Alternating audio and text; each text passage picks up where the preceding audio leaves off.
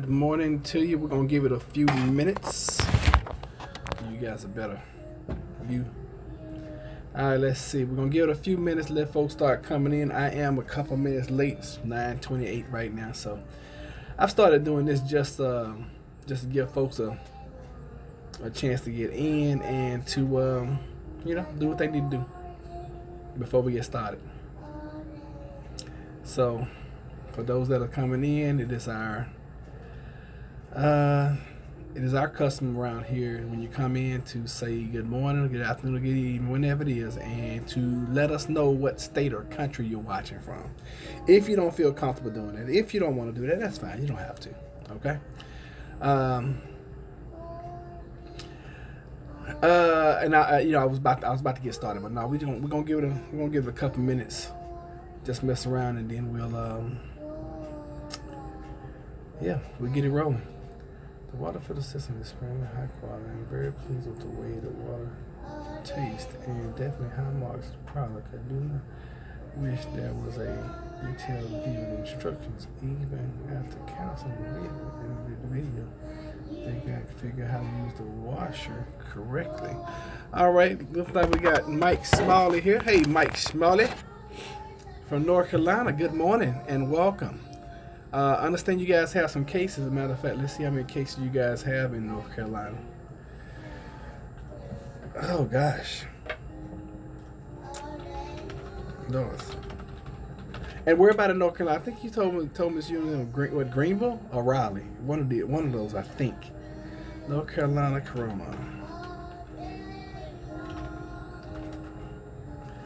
And while I'm here, let me make sure I go and get on my own channel. How about that? Plant-based homestead prepper, and we are live. Beautiful, beautiful, beautiful. Well, good morning. Let's run through and do roll call this morning. We have Mike. Miss Eggleston, Minnesota's in the house. Tara's in the house. Good morning from Georgia. Well, a new confirmed in Georgia today. I'm not surprised. Let's see here. Concord. I don't know what Concord is. We have a new confirmed in Minnesota. All right. It's spreading. It is spreading. It is spreading. It is spreading. Unfortunately, it is spreading. So this week we were going to review. I don't know how many of you guys did, and raise your hand if you actually did the homework assignment this week, which was watch Doomsday Prepper, the pilot episode, which was the let's see, this pilot episode, season 1, episode 0000. So by the show of hands, who did it? You're north of Charlotte. All right, cool. And I was looking up to see. I know we had a case in North Carolina to report up. I don't know how many cases. All right, so new coronavirus case diagnosed in North Carolina's officials say, and more are expected. I watched last weekend. Good for you, Tara. All right, we're gonna review Doomsday Prepper. We're gonna talk about the virus, of course. I mean, that's what most of our topics have been about. Got an update for you guys. I'm extremely excited. I wasn't able to take a. Normally, what I do, just so you guys know, I get up throughout the week. I will watch whatever we're watching that week. I'll watch it throughout the week, like a few times. But this week, I didn't watch it. I got up this morning and watched Doomsday Prepper. And normally, I'll get a chance to watch it twice. And when I get up here pretty early, and I'll jot down some notes. But I was actually online doing something else that was very productive to move our preps in the right direction. So I'm gonna update you guys on that as well. You didn't realize you're supposed to watch it? Oh, it's all good. It's all good. That's why we're gonna do the review, and then we'll catch up. And if you guys like this series, then we'll go to season 1, episode 1. I thoroughly enjoyed it. And it got, with everything that's going on right now, it really got me thinking. And I was like, oh my God. As prepped up as I want to think and say we are, not even close. probably not even 10% of where we should be. Not even close. That's the way I feel. I'm like, oh my goodness, this is. And the more I look at my preps, and the more I like go through and do a inventory. All right, so it looks like in North Carolina we have a case in Chatham and in Wake. So right now it looks like there are 2 cases in North Carolina, which proximity to me, that's probably 1, 2, 3, 4, 5, 6. It's like 6, 7, maybe 8 cities away from me. Okay. Now I don't know how close. Who was that? Mike. I don't know how close you are to Chatham and Wake, but that's where the cases of the coronavirus have popped up in North Carolina, and it's just a matter of time for before they report Virginia. It's just a matter of time. All right, so right now, currently in the United States, we have 338 confirmed cases. We're holding at 14 deaths, which I find that number to be strange, to be honest with y'all, because we've been averaging like 2 a day. I won't be surprised if this changes to 17 or even 18 today. I hope not, but I wouldn't be surprised. Okay. The more test kits that go out, the longer this thing goes on, the more deaths are going to happen. It's just bound to happen. Of course, mainland China is still leading with 80,651 confirmed cases, 3,070 deaths. South Korea has 7,041 confirmed cases, and 44 deaths. Iran, 4,747 with 124 confirmed cases. The thing that strikes me so wow, I didn't realize that. Man, in Iran, people are dying at almost 20%. It's 19.2%. Italy has 4,636 cases with 197 deaths. And I was reading before we got started about the Pope, and it seems that, and I can't get any confirmation on this. This one article I found, it says that the Pope and 2 of his aides tested positive, but then it says it's like fake news also. So I don't know, and I don't like to give you guys stuff unless I have confirmed it. All right, let's catch up on chat. Let's see here. Let me catch up on chat. All right. Did you see? Okay, hold on. Let me see. I watched it last weekend. Didn't realize. Okay, I have seen some Doomsday Preppers in the past. Me too. Yeah. Did you see on Peak Prosperity where in Washington they were not testing cases unless they require hospitalization? No, I didn't see that. You're 2 hours from wait. Well, Mike, be very, very cautious, because we got confirmed cases in Wake now. Someone had a fever and dry cough, and their work made them go home. They called the hospital, who told them to wait in the parking lot. He was tested for flu and strep, both negative. What? Oh my God. Exxon said, Tara, I saw that. But they could not test for CV because it didn't require hospitalization. There are way more cases than they're saying. Of course they are. They only gave him a doctor's note excusing him from work for 2 days. Survival Lily just posted a video saying people are stealing disinfectant from hospitals, and there are people here in the United States fist fighting over toilet paper. It's gonna get way worse than that, y'all. And that was one prep that I used to have a lot of, but when you're using your preps all the time, you got to replenish and restock, and that's a prep that we are kind of lacking on. When they announced yesterday that they have 1 confirmed case here, Walmart and Costco was sold out of toilet paper and hand sanitizer within hours. I haven't seen hand sanitizer, to be honest with y'all. Now, granted, I'm in and out of Lowe's all the time. I can get toilet paper in Lowe's, paper towels, things like that. But Hand sanitizer is not happening. We're almost sold out at Sam's last Sunday, and we had no confirmed cases yet. We have 3 now, and they are sold out. Y'all make sure you hit the likes for me, please, sir, please, ma'am. Let's refresh and see how many likes we got. 3 likes. All right, so we got about 3 people on here. Well, it looks like 7. Let me see here.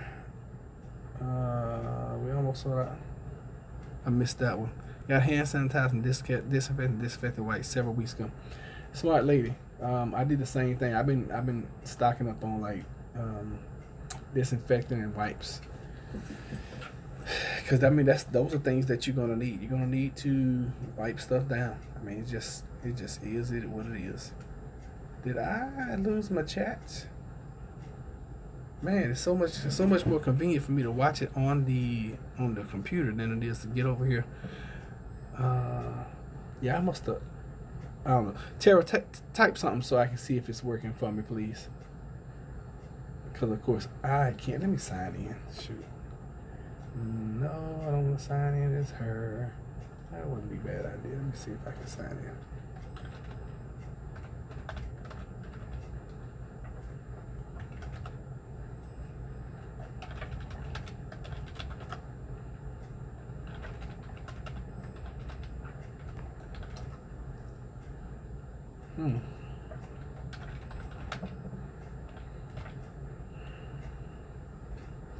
She said something. He's so funny. And of course, I'm on a whole nother screen right now.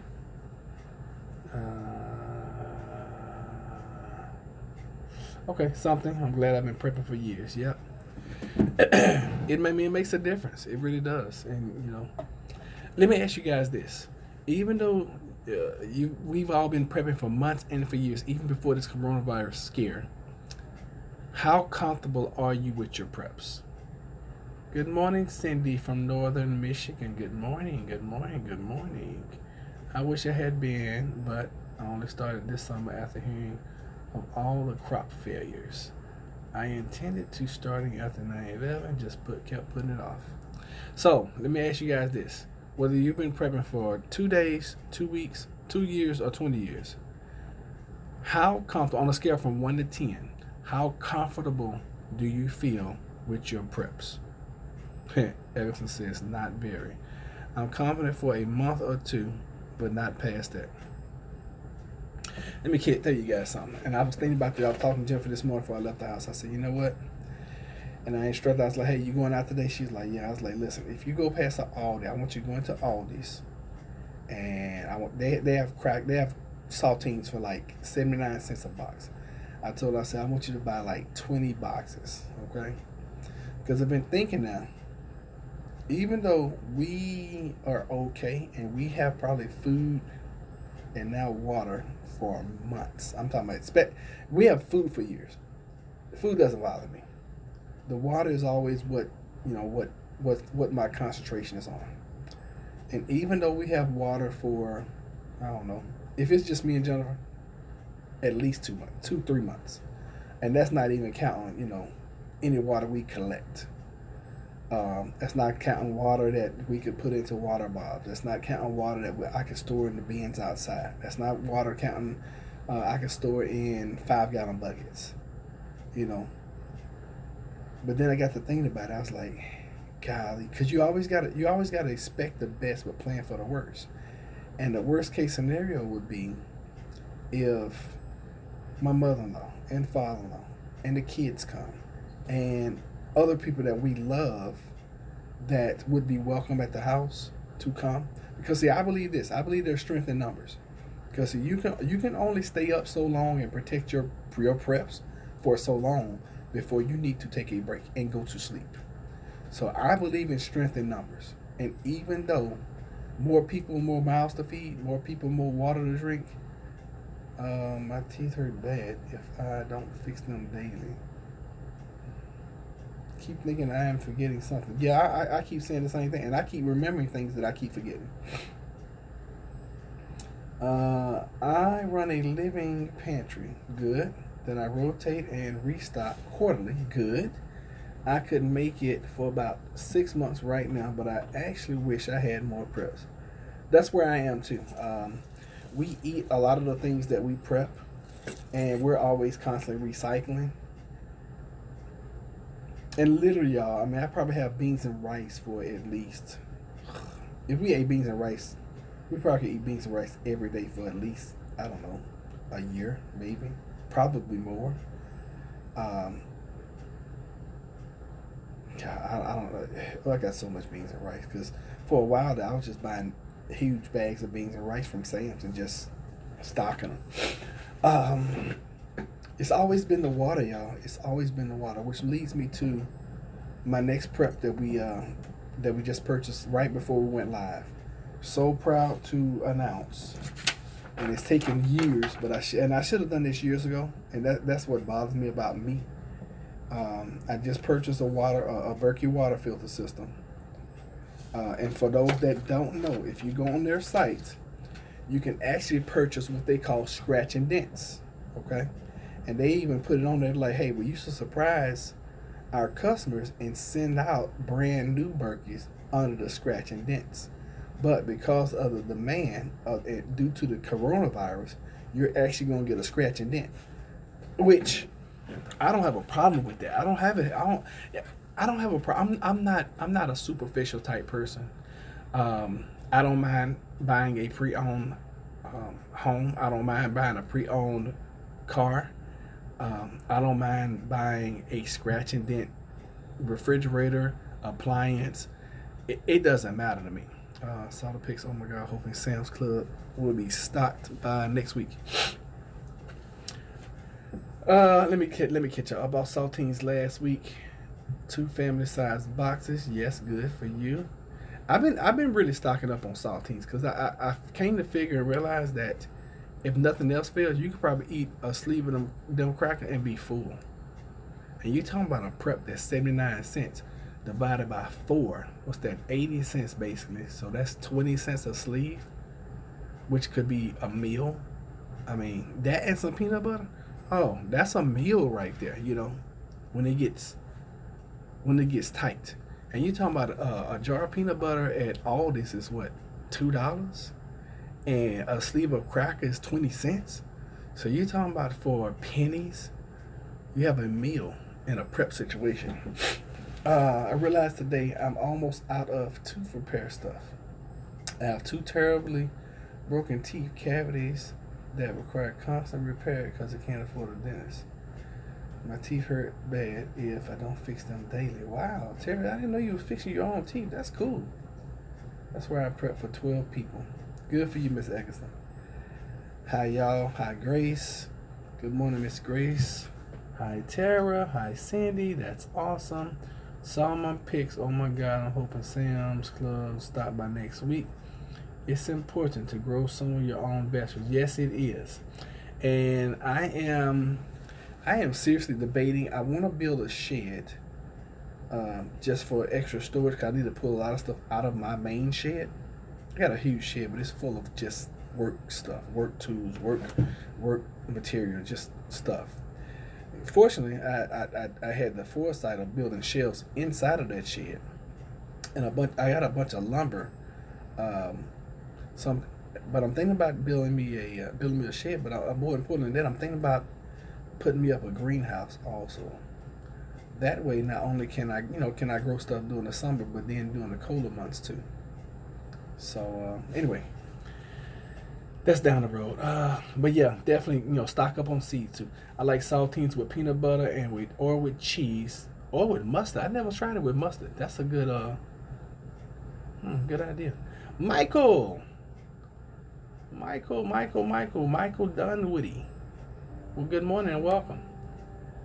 Cindy says, looking at the pics of the videos where people are panic buying is interesting educational. A lot of what we are buying, I wouldn't consider preps.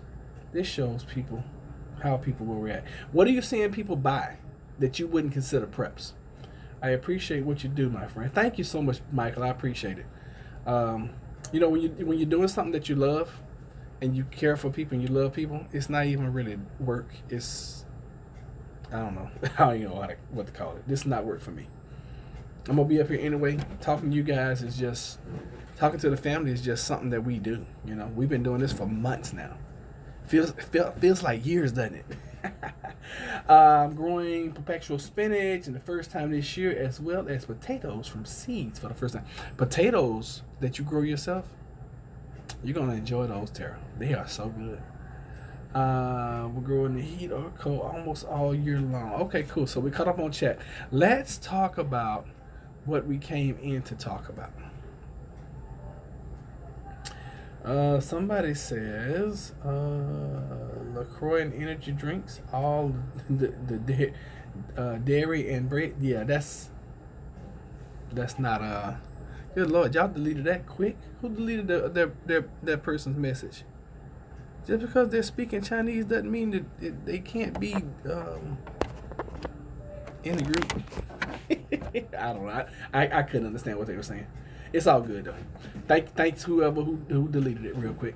All right, so let's talk about this Doomsday Prepper episode.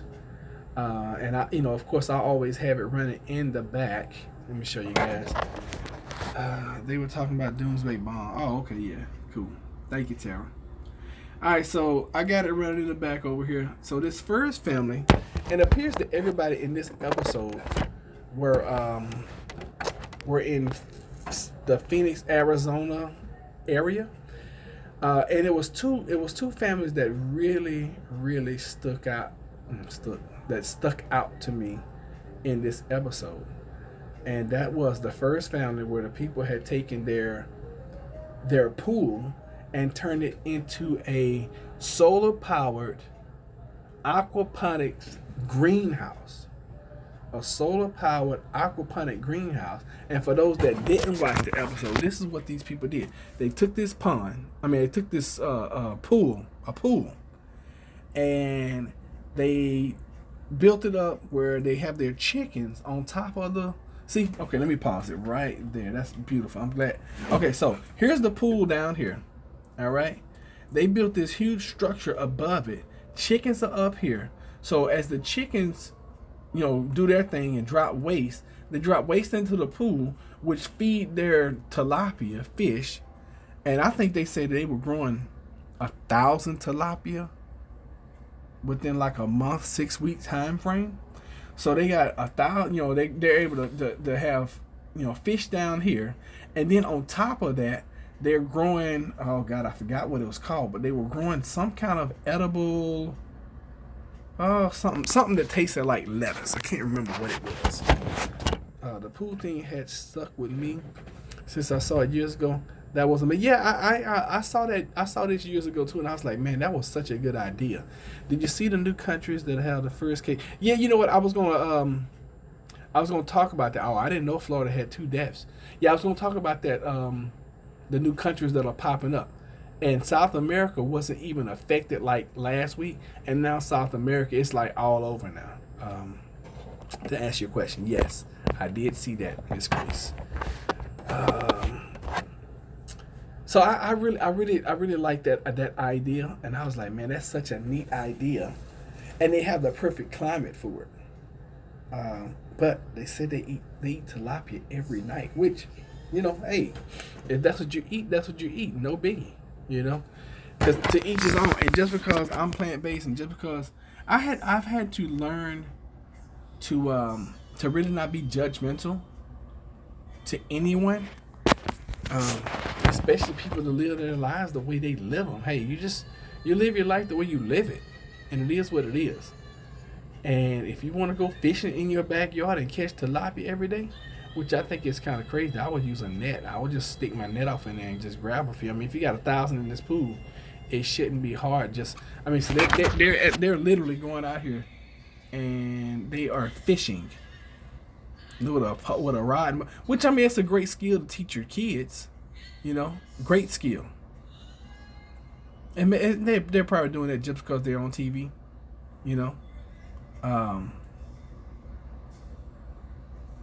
My thing is, I'm all about, people and animals not suffering.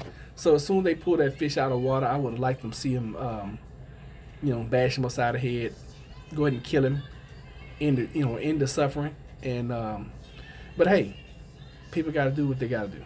Colombia, Costa Rica, Peru. Yes, I saw all of those, and I was like, wow, this map is getting painted like crazy.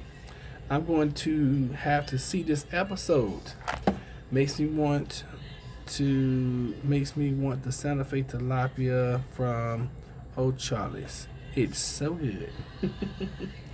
And they're also, wait a minute, what was that? Yeah, this family, for them to be like, city preppers, they really got it going on. They got it going on like crazy as far as self-sustainability. I was so impressed with this family. Oh God, they're producing this algae stuff right here. I'm gonna show you guys. That feeds their chickens. So I mean, the whole thing really is self-containing, and they have a vertical garden. I mean, this whole greenhouse idea with this vertical garden with the chickens. The chickens produce waste for the, and I mean, you see they're eating this stuff, and she's like, "Oh, it tastes like lettuce." So that's feed for not only their chickens, but they have 2 pet goats that they get fresh milk from. Tara, could you post that? Link if you don't mind, please? I know you did last week. Yeah, this episode was probably, and I've watched a bunch of these episodes, and they even have a solar oven that they're using. I mean, they got it going on. They really, truly got it going on. I thoroughly enjoyed watching their story, and out of everybody, I believe that they had the most practical setup. All right, let's move on. That was the first. They said they were producing anywhere between 5 to 8 eggs a day. Now, we don't have any chickens. We don't eat eggs now, but in a pinch, that is definitely something that I would like to have. I see, they're showing how they're milking their goats. They have one little pygmy goats are small, just so y'all know. Pygmies, they probably are like this big. I mean, they're small. They got a pygmy boy and a pygmy girl. And due to their regulations, you can't have livestock, but if you name them and you call them pets, the county or the city they live in will allow you to do that. So they name them, and they have livestock. And that algae stuff that they're growing not only feeds their chickens, but it feeds their goats. So this greenhouse setup that they have is self-sustaining. It's truly self-sustaining. It feeds their goats. It feeds their chickens. It produces eggs. It produces stuff for the fish to eat. The fish produce, everything is all interchangeable and working together. And I absolutely love that. Oh, you have a solar oven. Where'd you get it from? How long have you used it? Give us some details about that solar oven. How long does it take to cook in it? All right, so chickens and rabbits are the first thing I plan to get when we get our farm in a couple of years. I raise rabbits, goats, pigs, cows, and chickens. Raised currently, or in the past raised. Cause see, I've raised chickens. I've raised. They taking this little slime stuff. They dehydrate it, and now they making smoothies out of it. I mean, it's like nothing's going to waste on their property, and I absolutely love that. Love it. All right, so that's the first preppers, and I like their stuff because they weren't weird. It wasn't like, oh my God, we're expecting the, he was like, hey, this is in case the sun shoots out and knocks out all the power. We want to be self-sufficient. I was like, that's logical. That makes good sense right there. Later, I want quail, duck, geese, pig, and a milk cow. Yes. Now these next folks, they just kind of weird. Oh no, is this the same family? Oh yes, the same family right here. Now they're getting into which is not so weird now, because we're probably gonna be facing some bio hazards here in the very near future. But they, as preppers, a lot of folks. Hold on, y'all.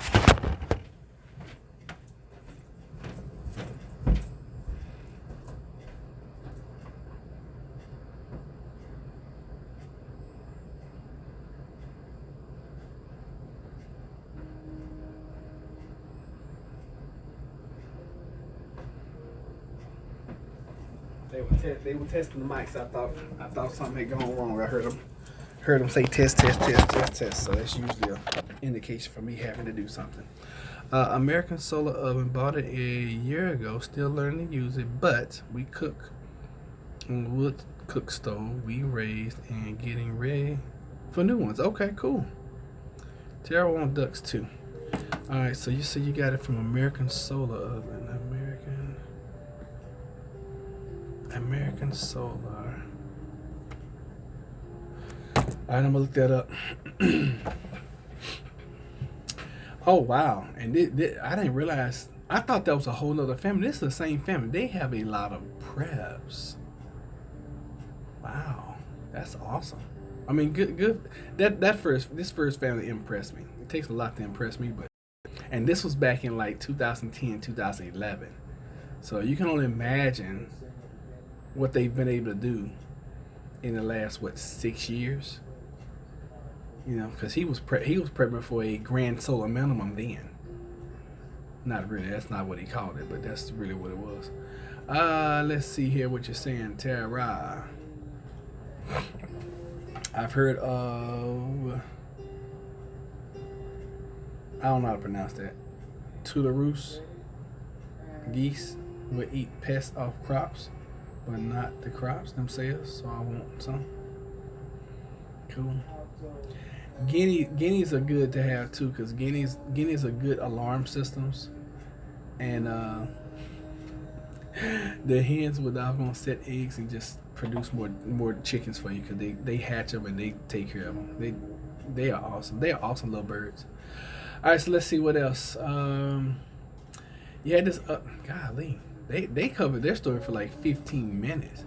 Now these next folks, I mean, they were like your average prepper. They were prepping food and prep. You know, one thing I did learn from this lady right here, she was dry storing like grains, rices, things like that in like Coca-Cola bottles. You know, just about regular bottles, Coca-Cola bottles, things like that. She has an amazing pantry. I mean, and you know what? I'm kicking myself. I'm kicking myself daily now, because at my job they had me throw out all these like industrial shells, and my crazy behind did not think about taking at least 2 or 3 of those to my house and use them as prep shells. I don't know what the heck I was thinking, but that would have been amazing. Now, of course, I can take some wood and build me some shells. Dry store yours in mason jars. That's not bad. That's actually a great idea too. I'm planning. All right, let me see what you're talking about, Tara. I'm planting my strawberries in stacking containers today on the balcony. I have 20 plants. Wow, that's a lot of plants. Save some 2-liter bottles, Coca-Cola bottles, just for that. Yeah, I didn't even think about that until I saw this episode, which is why it's really good to watch this kind of stuff. And of course, mason jars are the best. Yes. All right, what else you saying? I also have Mylar bags, O2 absorbers to put most of mine in. I think I have enough finally to put them up in the Mylar now. Yeah, we did Mylar probably like 6-7 months ago, and God, we got buckets and buckets of rice and beans now. Not to mention everything that we vacuum sealed, and then we get. But I still feel like I don't have enough. I still feel like I just don't have enough. All right, so these people. Now I've never been to a store like this. I'm gonna show you guys this. Y'all let me know if y'all ever seen anything like this. Sorry for all the movement. This is a dry. It's like a freeze dried warehouse. They normally cater to like.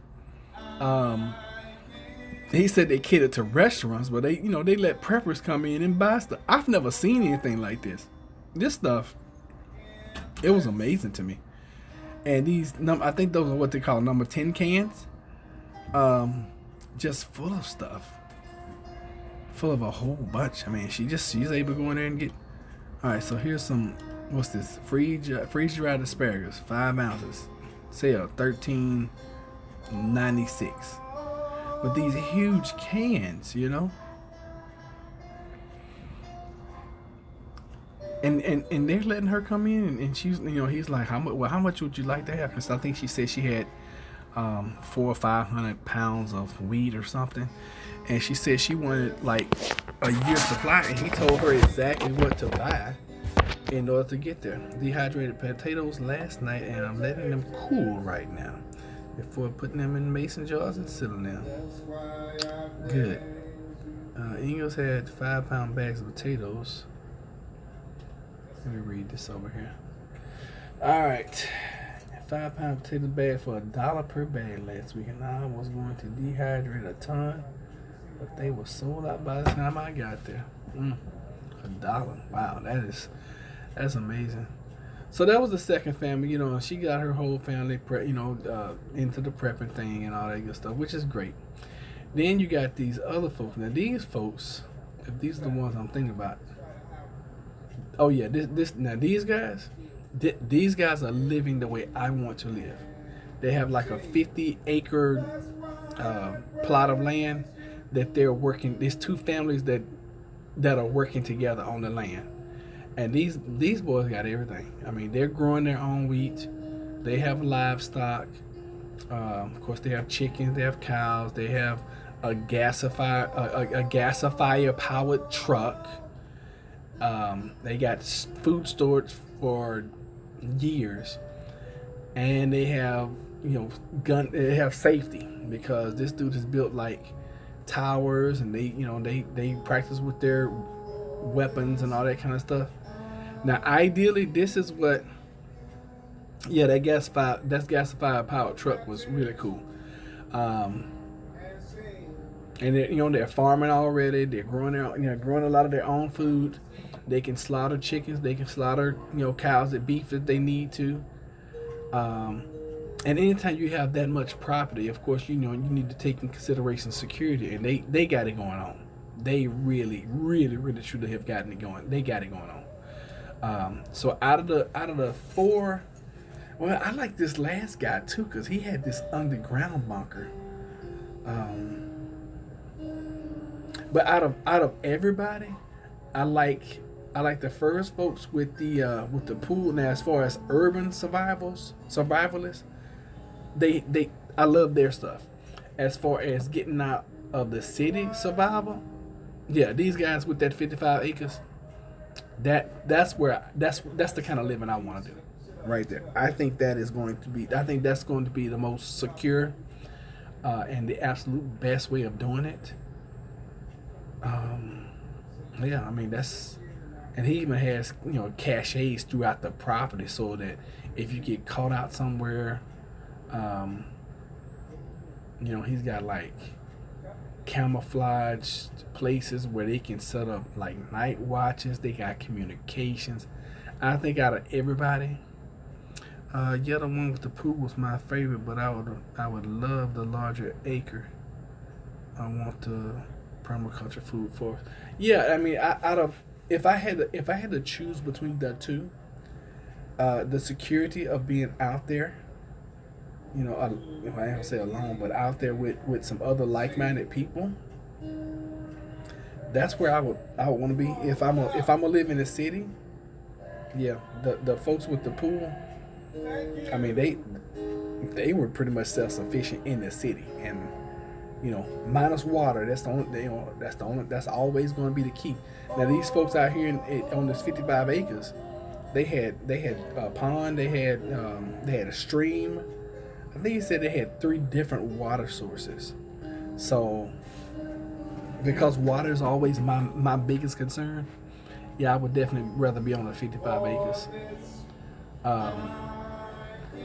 And the only, how they do an assessment at the end of every, and they do an expert assessment. These guys are like, oh yeah, we're not worried about that, because I mean, and really, what the experts said was true. With a huge acreage like that, the biggest concern was security, and other people, may want to come on your property, of course, take over. But like the guy who owned the property said, he's like, our farmhouse looks no different than any other farmhouse. And just the fact that you're out on 55 acres, you know that's going to limit the amount of people that are going to come your way anyway. Hey, hey. Oh, my goodness. Come here, girl. Come here, baby. Oh. How you doing? You can get a hug. I love you.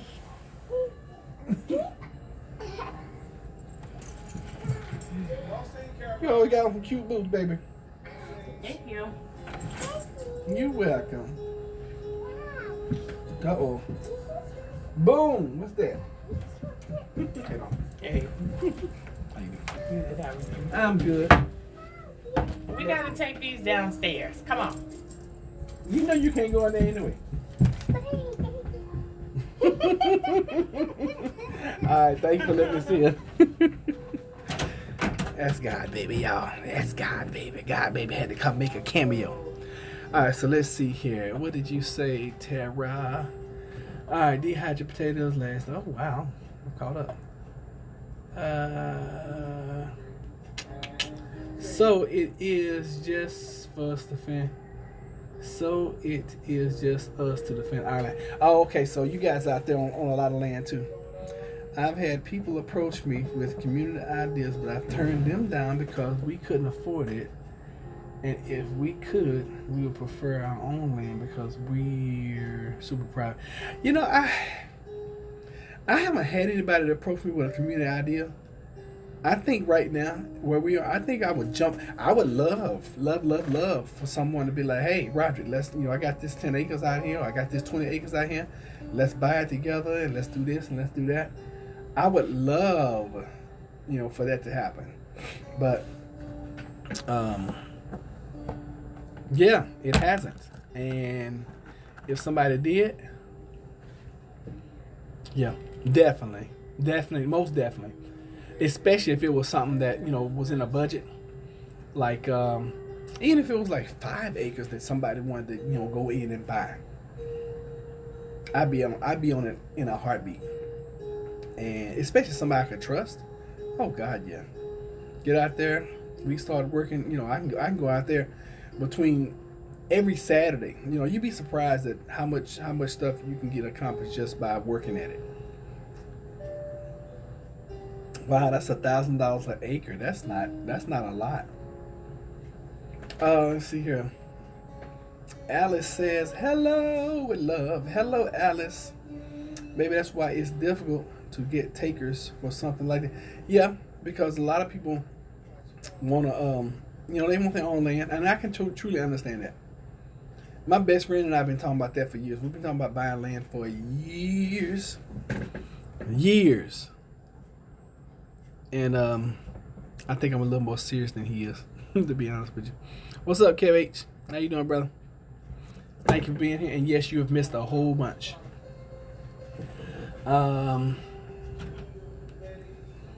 Where do you live? That property is only $8,000 an acre. Love to you all. Hey, buddy, good morning. How you doing? What's going on? Doing all right. Come on in. Yeah, I saw you calling, but I'm live. Yeah, I'm sorry. It's all good. Yeah, the front door was locked. Oh, was it? Oh, I'm sorry. No, not your fault. I don't know why it was locked. Where do you live? Properties on there. She's up in Minnesota. Love to you all. Yes, love to you, Alice. Thank you. In northern Minnesota, we bought 40 acres for $21,000. Oh my God, 40 acres, $21,000. Now let me ask you this, Eggerson. Do you guys have to have a lot of greenhouse space in order to grow, or what? You come back, Sam? I'm coming back. Okay, that's cool. I heard that they are letting this virus go because they want to kill the elder population to avoid the cost of Social Security and other. You know what? Wow, that is a great point. Hadn't thought of that. And with the baby boomers going to practically bankrupt the economy, if you're trying to population control, then that would be a really good way of doing it. Wow. Stuff is double that in Michigan. Wow. Intruder. I don't think Intruder's at work today. I didn't see him when I came in this morning. So normally I would call him, check on him, see how he's doing, but he's either not here or he's somewhere busy. I'll leave it at that. I've been thinking that for a long time, Kev. Seems very convenient. Yeah, it does seem convenient that they would kill out the elderly population that way. When I first heard about China, I was thinking of that because on one child per person can take care of the elderly. Yeah. We are getting a greenhouse because it is colder. We moved almost 4 years ago to this land. Right now we have raised beds garden. Okay. Yeah, I was wondering how you was growing things because I know it's much colder up there than it is, down here. And what is your growing season like? How many months of the year do you actually get to grow? Watch the last video from Silver Report Uncut. He doesn't say that, but if you put the clues together with the report's comments on the video, it seems logical. I mean, if you were trying to get rid of a whole bunch of people, sounds logical to me. I mean, I don't put anything past anybody anymore. I really don't. As a matter of fact, let me look up something real quick and this is something I used to do all the time. Yeah, Tara, this is terrible. I thought there was something behind it, but now it's evident. Let's see here.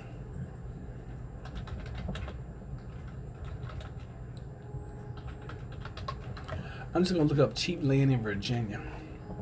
Affordable land for sale. Buy land under $25,000.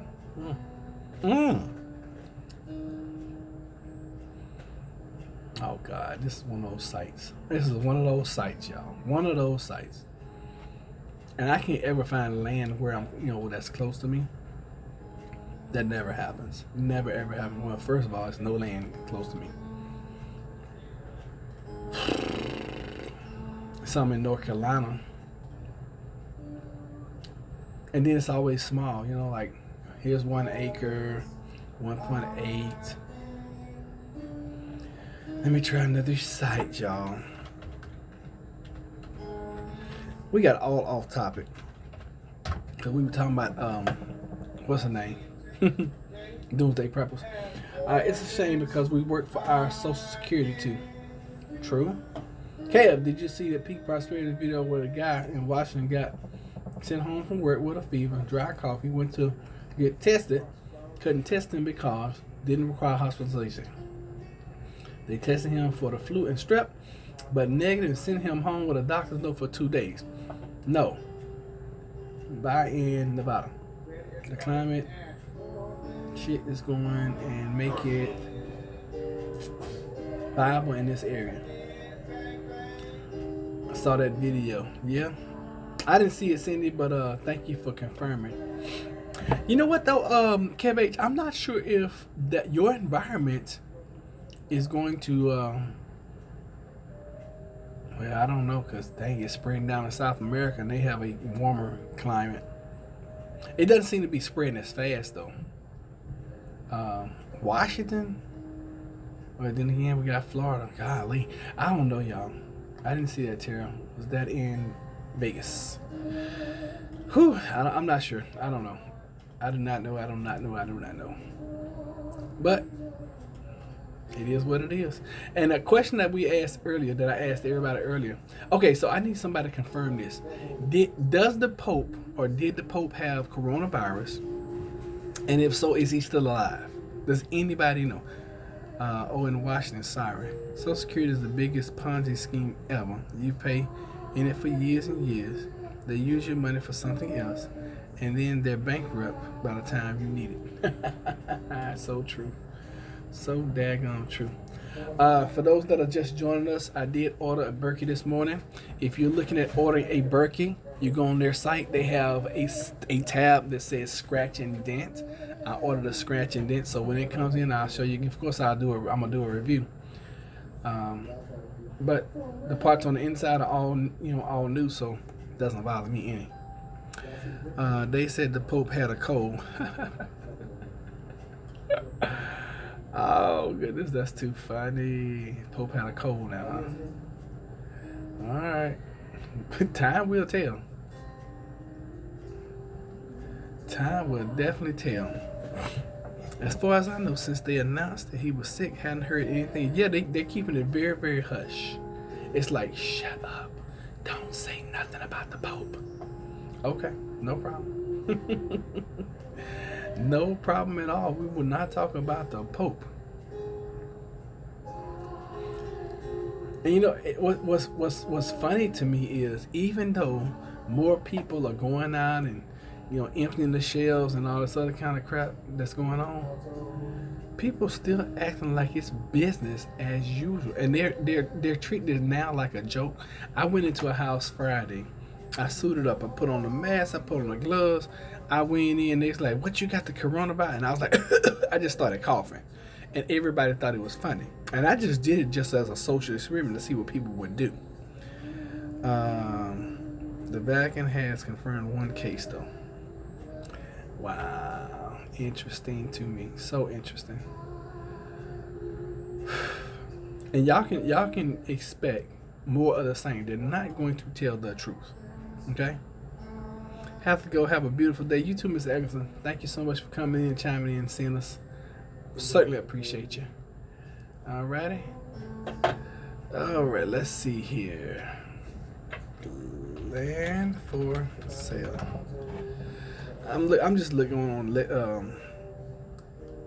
and seeing if I can find anything. Land for sale in Norfolk. Ooh, $18,000 for a little city lot. Why? Why would I buy that? And for that amount of money, that's crazy.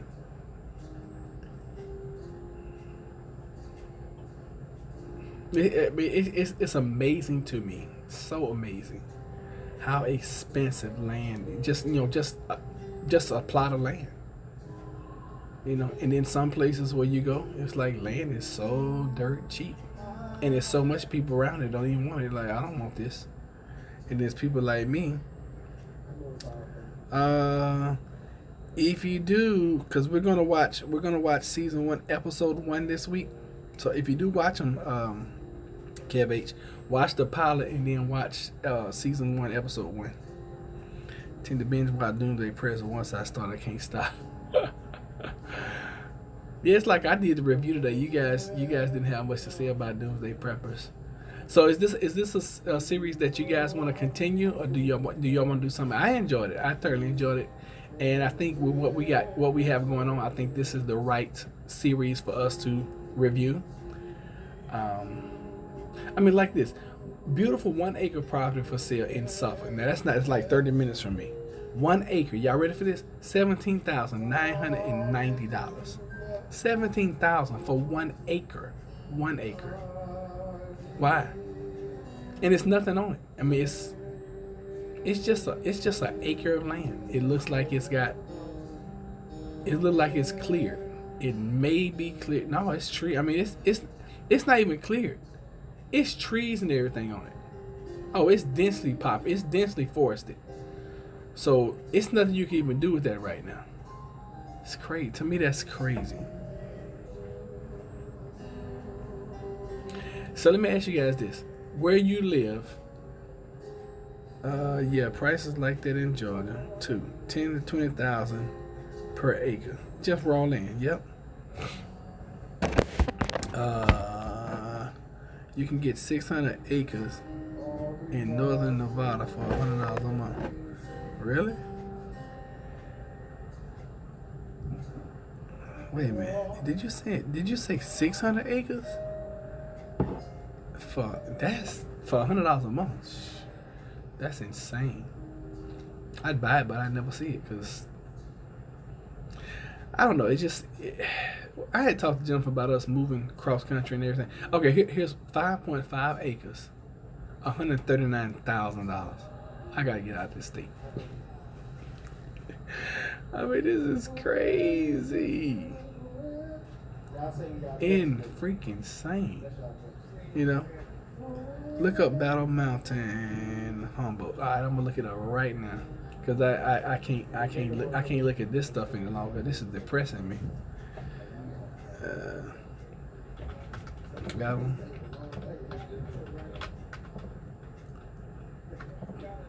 Mountain H. All right, we'll just look up Battle Mountain, Nevada. Battle Mountain. Oh, that's the city. So Battle Mountain, the elevation is 4,511 feet. The area is 3.6 miles. Population is 3,635. Area code is 775. Hours is 757. Isn't that amazing? Let's see. Weather is 48 degrees. Wind south, 4 miles per hour. 46% humidity. And the current time is 7:24. Alright, so what happened to Battle Mountain, Nevada? The Battle Mountain, Nevada area was home of the northern Patui and Shoshone people. The area was noted by fur trappers in the 1820s and 30s.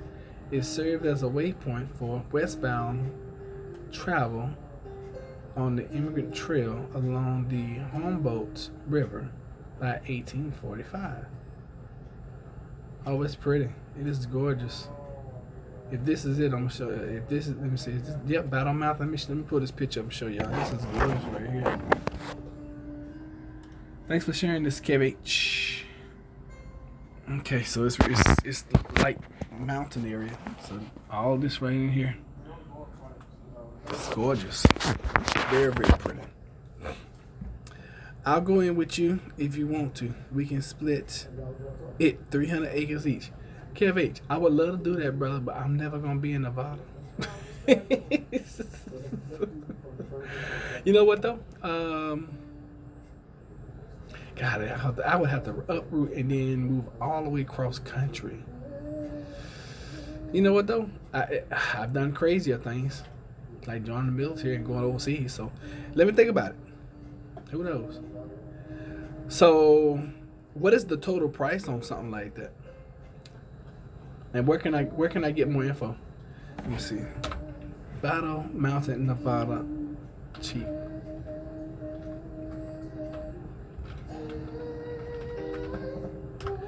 Cheap land. Let's see what we can find. Land and lots for sale, 60 listings. All right, let's see here.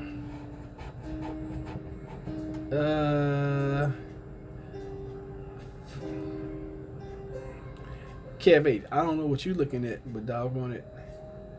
This land I'm looking at, but I'm on Zillow too, because you know Zillow's crazy.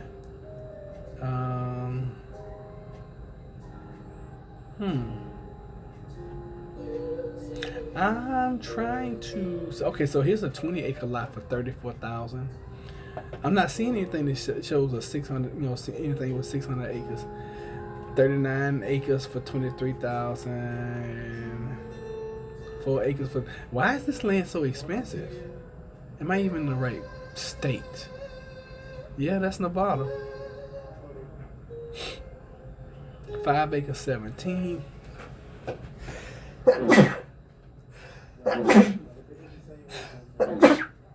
Uh-oh. That's the first sign, isn't it, y'all? That's the first sign. 30 million? What's a 25-acre ranch? I'm still looking, Kel. 55 acres, 27,000. Send me the info. Email me the info, and I'll be glad to look at it. Shoot, anything's possible. And I don't, you know, one thing I've learned in my life is not to turn your nose up at any opportunities. I think you can find the properties on Nevada land for sale. Okay, I'm gonna check that.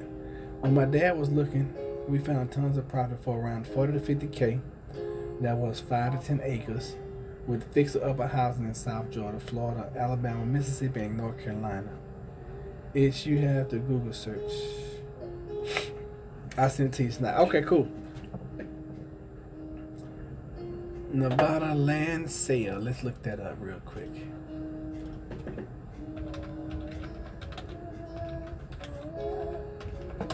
So Tara said she was finding little fixer-uppers. That would be nice to have. But you know what though? Honestly, guys, if I could find me a little fix me upper sitting on just 1 or 2 acres, I'd be good with that. You know, in this day and time, you need some dang land. All right, I'm on NevadaInvestmentLand.com, and I'm looking. Now this is cheap, 80 acres for like 28,000. That's not bad. One thing about, I mean, that's some pretty land too. I mean, it's got stuff growing on it. When I think of Nevada, I don't think of green, and this is like green land. Wow. Load more. Y'all want to see it? Show y'all.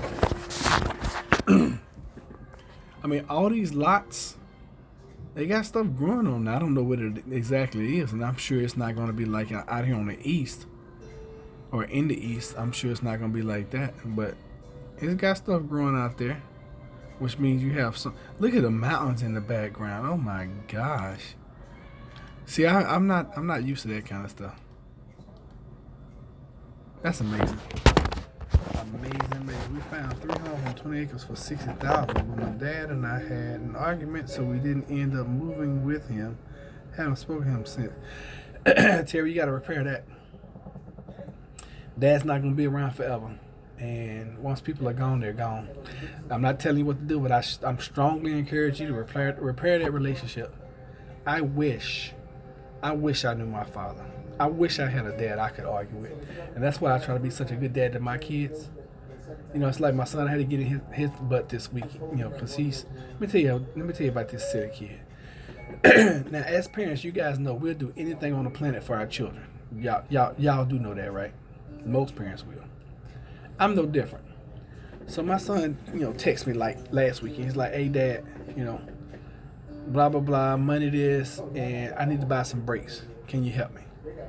So, of course, I put him through the ringer, but I sent him the money. Then I found out he was going to do it himself. I'm like, "Nah, I'd like to see you pay somebody to do it. How much are they going to charge you?" So I sent him that money so he can have somebody to put the brakes on, because it's 2 things I don't mess around with a car, okay?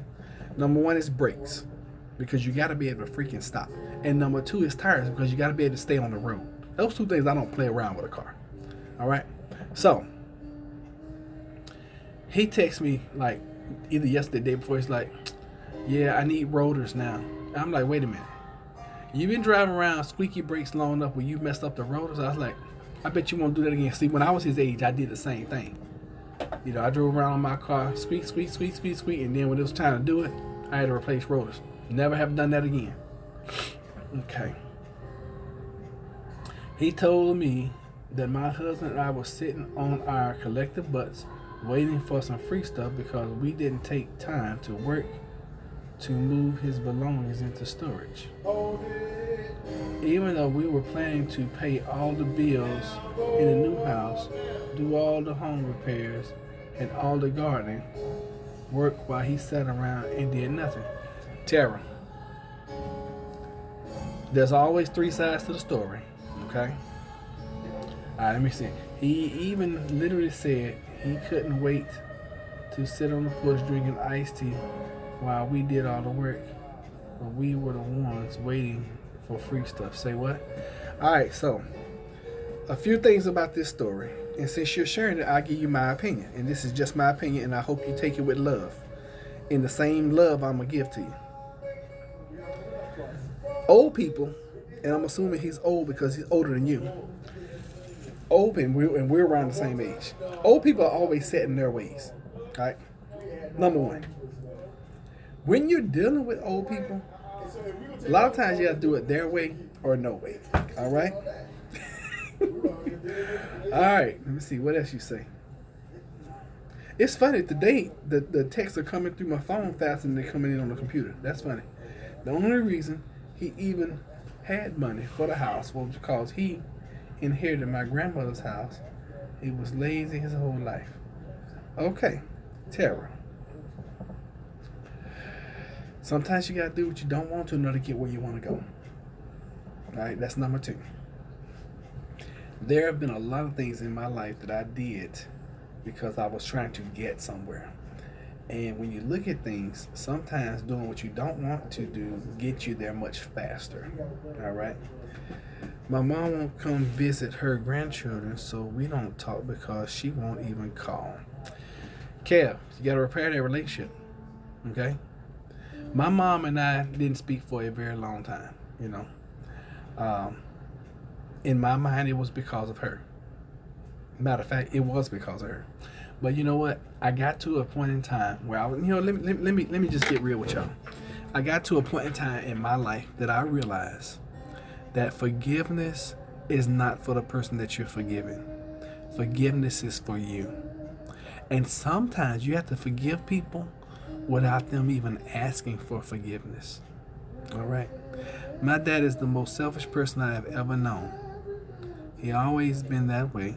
That's why he can't keep a relationship. Mom left him. His second wife left him. But Tara, that doesn't mean that you have to leave him. That's your father. That's your flesh and blood. Okay? I'm encouraging you. I'm encouraging Kevin. I'm encouraging anybody else that is on here who has relationships that need to be mended. I forgave my mom, but will not forgive him, not after everything all through the years. I'm encouraging you, okay? I'm encouraging you. Because see, remember guys what I say all the time. I choose to spread love. And what I'm hearing right now is a lot of hurt, a lot of pain, a lot of hate. For whatever reason. And sometimes it comes from the people that you love the most. And yes, we all got family issues, yes. But I never leave a relationship without asking, what can I do to fix it? My mom won't fix it. She will go to a club with her friends, but she can't even visit her because she is too hungover. But Kev, that's still mom, okay? Regardless, that's still mom. And mom's not going to be here forever. And especially now, think about it, guys, especially now. If this virus keeps running, I mean, the good thing about these two relationships that I'm hearing, you guys got time right now. Imagine we were having this conversation 6 months from now where the virus is everywhere and people are dropping like flies to the point where they can't even have people's funerals and you got to put somebody in the backyard and just burn them, okay? So while you have time, guys, this pains me to even hear this. This pains me to hear this because you guys are family, all right? And I feel the hurt, I feel the pain just from the messages that you guys are sending. Because I know it's hurtful and I know it's painful, Kev, that you see your children not having a relationship with their grandmother. I see that pain. Tara, I see the pain that you're not having a relationship with your dad. Okay? So I'm encouraging you guys. My husband emailed my dad a couple of weeks ago and he never responded. So it's clear. Maybe he never received it. Communication, okay? Remember this. Communication sometimes has to be consistent. And if your dad is as stubborn as you are right now, and I'm telling you this out of love, okay? If your dad is as stubborn as you are, and I know you are a strong alpha personality, and if your dad is anything like that, then I'm not surprised you guys bump heads, okay? But regardless, that's still dad and that's still family, all right? It's still family. That's your familia. Repair the relationship. I don't care what you got to do. Repair the relationship.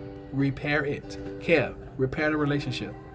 And a lot of times, it's up to we, the children. And I'm telling you guys something I know. I'm not telling you theory. I'm not telling you some book I read. I'm telling you what my mom and I, and right now my mom and I, we have the best relationship. And I'm thankful. I talk to my mom every day, Monday through Friday. Only times I don't talk to her is on Saturday because she has things going on. I have things going on. And Sunday, she's a pastor. She has things going on Sunday. I don't bother her on Sunday, but Monday morning, I'm calling my mama. We're talking. Tuesday, I'm calling her. Wednesday, I'm calling her. Because I realize she's not going to be here always. Okay? chances are, in the likelihood, she's going to die before I do. And I couldn't have it on my conscience that, you know what, I had the opportunity to be able to have this wonderful relationship, or somewhat of a relationship. I didn't know it was going to be wonderful. Okay? I didn't know it was going to be wonderful. But I kept trying at it, and kept trying, and kept forgiving, and kept moving on. And I was like, you know what? I'm going to love you despite. So that's what it is. It's just not time yet. I didn't speak to him for 10 years because of how he is, and I gave him another chance, and he messed it up again. I don't know your pops, Tara, but in my case, my family isn't worth it. My pops accused me of causing his divorce. Oh, wow. Guys, I understand where you're coming from, okay? I'm encouraging you. Repair relationships, all right? And that's for anybody. Repair relationships. And I've been there. See, the crazy part about it, I've been there, and I was like, you know what? If I never talked to, I ain't gotten to the point I wouldn't even talk to my sister, and me and my sister have always been close. But because, you know, she was on my mom's side, I was like, I don't care if I never talk to y'all again. But, you know, it gets to the point, and I know we're all busy. I know we all have our own lives. We all have our own children. Just, I'm encouraging you guys to repair the relationships, okay? My dad is always super self-serving. He bought me a computer for Christmas when I was 9 and took it for himself. Made me use my money to buy him a new TV, and he gave me the old one when I was 12. Tara, that's okay. That's in the past, okay? Kev said I win. All right, look. Enough counseling, all right? You guys see my point. Yeah, I'm not going to falter. I love you guys, and you are where you are, and you will be where you're going to be. Smoked around me for years, even though the doctor told him his smoking was causing my repeated bronchitis and ear infections.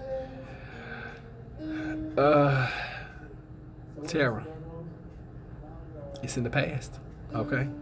And I'm gonna tell you guys this, and then I'm gonna close this segment out.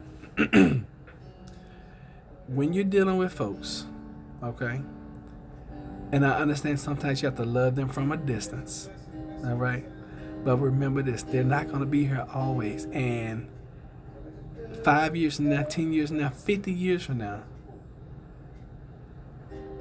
can you look back and say, you know what, I honestly did everything that I could to salvage what we had, even if it's just a little bit. And that's all, okay? All right, honestly, a lot happened without him in my life. A lot. All right, then.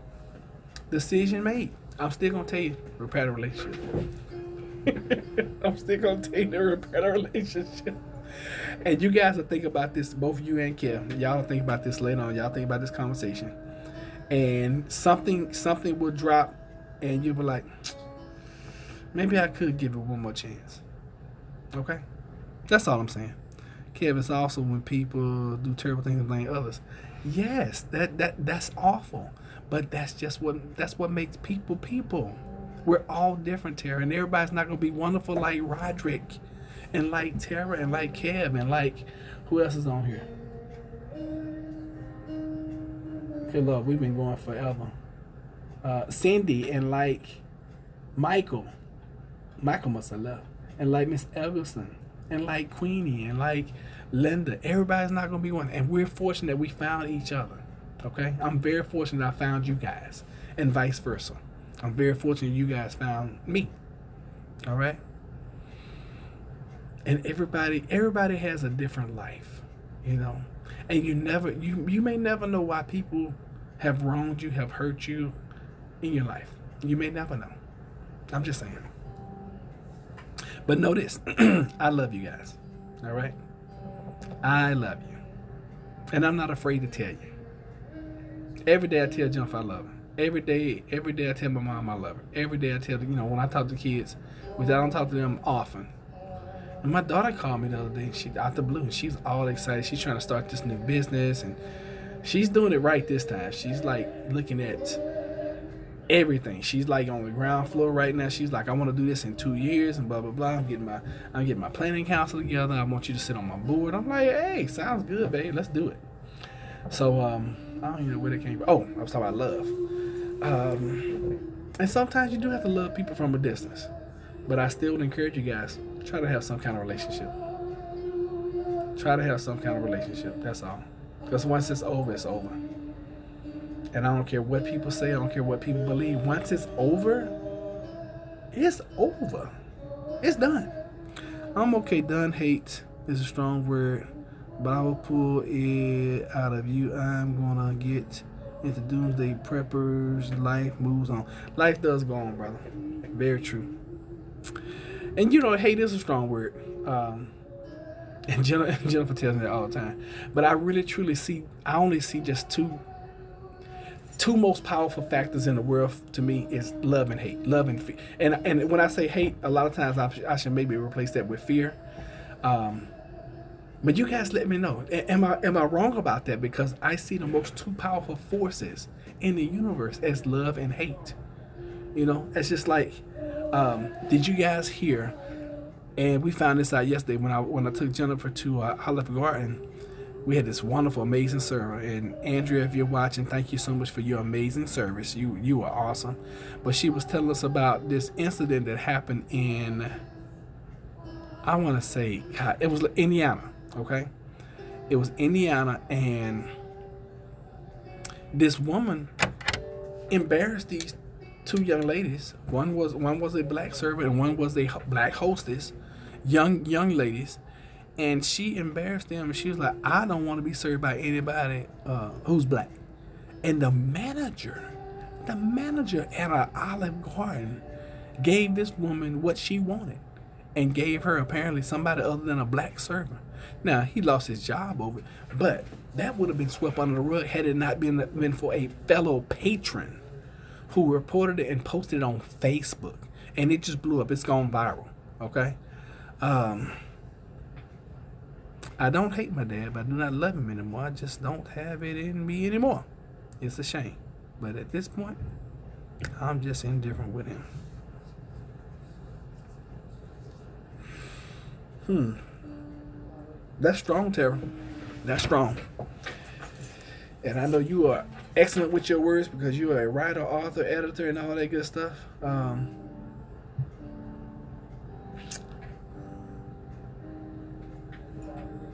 going to leave it alone, okay, guys? I'm going to leave it alone. That's all. I love you guys. And I try to spread love. That's all I'm going to say. I'm trying to spread love. But anyway, I was talking about hatred.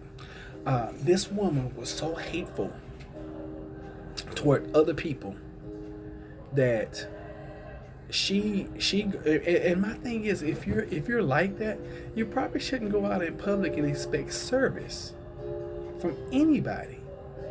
You know, because if you have that much hate in your heart that you don't want somebody to serve you because of the color of their skin,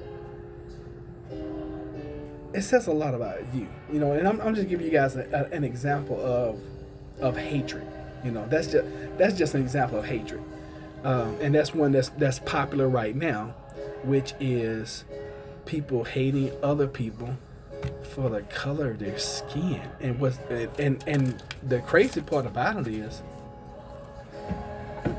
other than that, I mean, because we're all different. You know, we come from different backgrounds. We come from different. Even though we're in the same country, and we may even be the same ethnicity.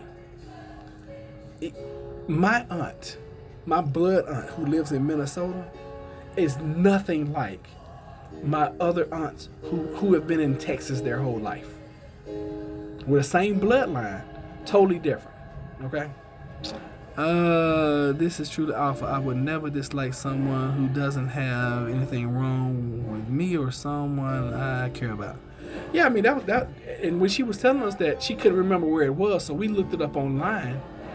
It's all over. I mean, it's been in like every major, news media about how this woman acted in Olive Garden and how the manager the manager catered to her.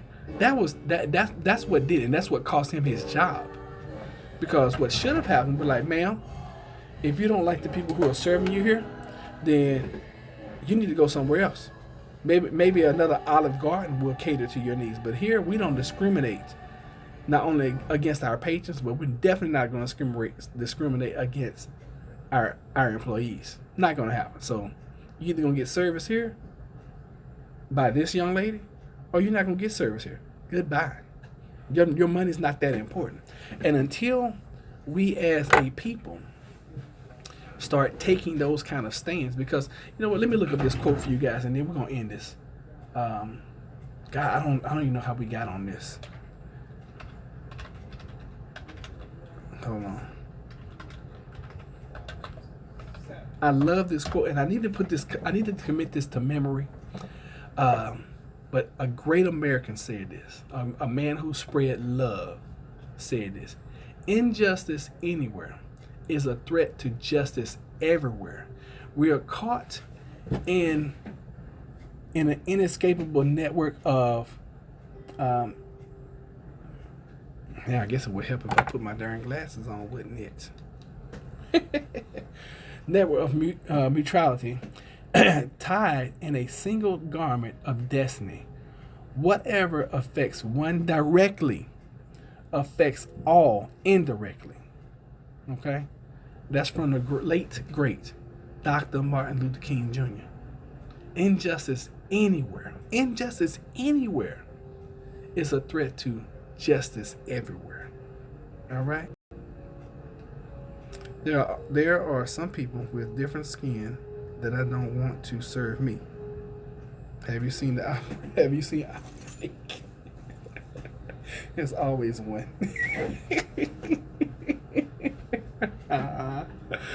But you know what? Like I told Jennifer yesterday. I said, listen.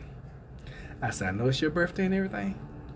I said, this is the last weekend. This is the last weekend you're going to be able to go anywhere. Okay? I said, this is going to be the last weekend. I'm going to take you out. It's going to be the last weekend. We're going to celebrate. This is going to be like, from here on out, we're going to be at home, baby. Okay? You understand? We're going to be at home. She's like, for real? I said, mm-hmm. Yes. Yes. Believe that. So, and I'm serious. We are not going. I didn't want to go to the movies. We was at a funeral yesterday. I moved from. I mean, it was so crazy. Jennifer laughed at me later. When we first, it never fails. Anywhere Jennifer and I go, we're usually the first. You know, if we're not the first people there, we're part of the first few that have shown up. We always pick our seat, and I'm always going to sit on the end, whether if it's on the right end, on the left end. You will never catch me sitting in the middle somewhere. I'm just not going to be trapped somewhere, okay? So, Jennifer's best friend had, gone, because they were all good friends. The girl who passed away and Jennifer and her best friend, we all at the funeral. And they're sitting there just chatting it up, blah, blah, blah. Next thing I know, here comes a dude come sitting right behind me. He sat so close, I could feel, and maybe I'm just more sensitive now, but I could feel his body heat. That's how close he was to me. And then I could feel him breathing, okay? And y'all, I don't hate people. I love everybody. I just don't want you in my space. Happy I have a job that I can keep working doing all of this. Yes. And me too, because anyway, we'll talk about that in a minute. So I was like, it made me uncomfortable. I was like, okay, cool. Because see, when we went in, we always pick our seats according to, one, how fast can we get out of here? Two, we don't want nobody sitting around us, all that kind of stuff. So about 5 or 10 minutes after that, these women came shuffling, and they were older. And, I don't have anything against older women. I just didn't want to be around nobody, especially with all this coronavirus mess going on. And I wish I had masked up yesterday. So anyway, I just like, I can't do this. So what I did, I said, Jennifer, I'm going to sit on the opposite side of the church. Okay. So I got my little happy hips up. I didn't march. I just walked on the other side, boom, boom, boom, and sat over there. Y'all not gonna believe this. The family comes in and they got a whole section for the family. So I'm like, okay, cool. This must be reserved for the family. I didn't know it was gonna be like 500 people in the family, and we technically were family too. And I found out yesterday that Jennifer was actually related to her some kind of way. I don't know, but anyway, they bring the family in. Instead of them coming in, it wasn't a huge church, but it was pretty large. They had 4 different sections of pews. So they come in the side door, they walk past, they had an open casket, so they walk by the casket, and then they had the family, the family naturally just turned up where they were going to sit. Well, they didn't want them to sit yet. Hey, what's up, Google Tilly? So what they should have done, they should have walked them all the way to the end of the church on the aisle and then brought them around. They didn't do that. They allowed the family to come and turn where the family is going to sit, which caused this like congestion. And then the ministers weren't even out there yet, so they could do the procession. And I told Jennifer, I said, you know what? If I die before you, don't do none of this doggone silly stuff at any kind of memorial service for me. I mean, because this is crazy. They getting loud too, aren't they, y'all? So anyway, I'm over there all by myself. Next thing I know, I got like 60 people standing around me. All the family. And what are they doing? They're snotting. They're crying. I'm like, this is the way my face was the whole time. So finally, and this funeral literally was like, I'm not even gonna lie to y'all, this funeral was like 3 hours and 30 minutes. I finally, when I excused myself, I asked the little usher man, I was like, hey, where's the restroom? So he's like, make a hard left. So I went out the back door, went to the bathroom, did my business, definitely washed my hands. I had hand sanitizer with me too. And when I came out, I noticed that there were steps right there for the balcony. So I made another hard left. I went upstairs, and I didn't want to go into the balcony. And fortunately, when I got up on the landing, they had chairs up there. I was like, oh, thank you, God. Because I just sat right there. And then when there was something happening I wanted to see, I just leaned over. I could see the screens. So I was good. I was up there like an hour. I was up there so long that I would have stayed up there, but then somebody came out screaming and hollering, and they was all upset about the passing of their loved one. And then somebody was there, somebody was like praying for him and all that kind of stuff. I'm like, why did I do this to myself? I did it to go and support Jennifer because this was one of her best friends. But I was like, oh my God. So anyway,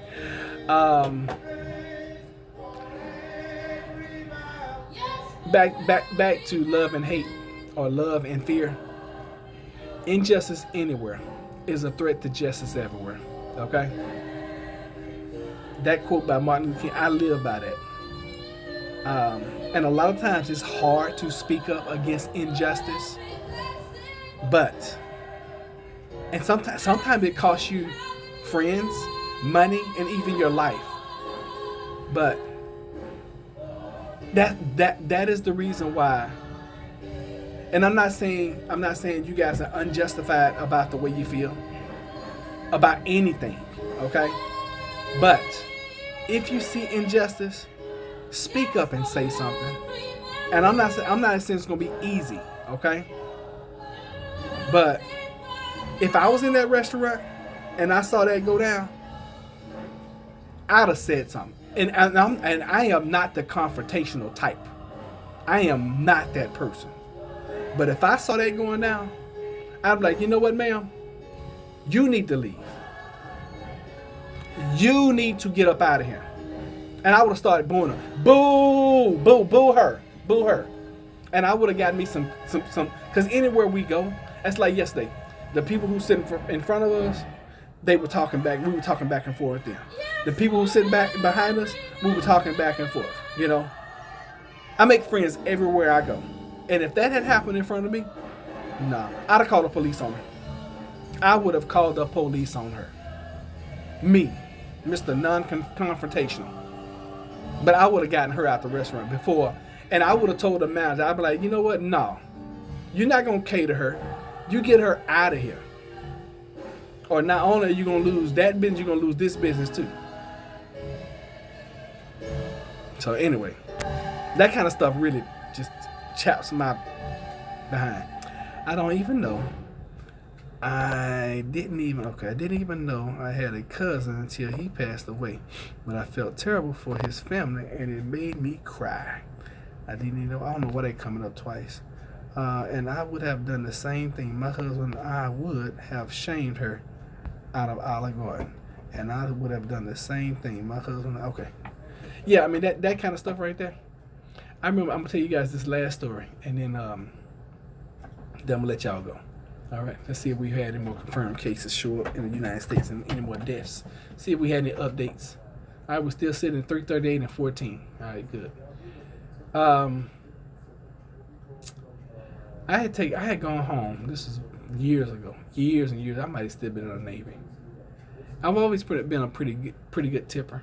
Okay, and I think I took my mom out to either Applebee's, Olive Garden. It was one of those, I think it was Applebee's. Something like that. And for those that don't know, my mother is black. I mean, she's like chocolate black. She's pretty. She's a pretty brown, brown skinned woman.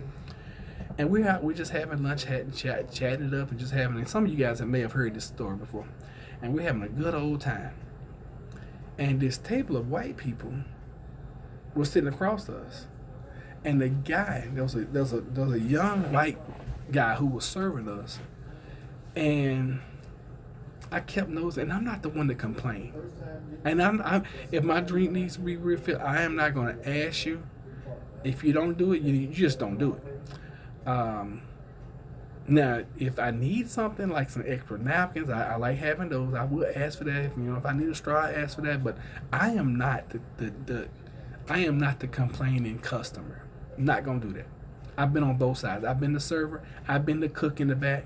I've been the patron. I'm just not that person. So, I noticed, and it took me a while. I was like, it seems and appears that he's giving them much better service than he's giving us, and I just kept, noticing. And I wasn't going to say anything. But then my mom said something. She's like, he's been on that table like 3 times and hasn't even, and he had to walk, we're literally, if our table is right here, we're facing here, these people are literally right here. All he had to do is just come and say something to them and turn around and say, hey, are you guys okay? All right?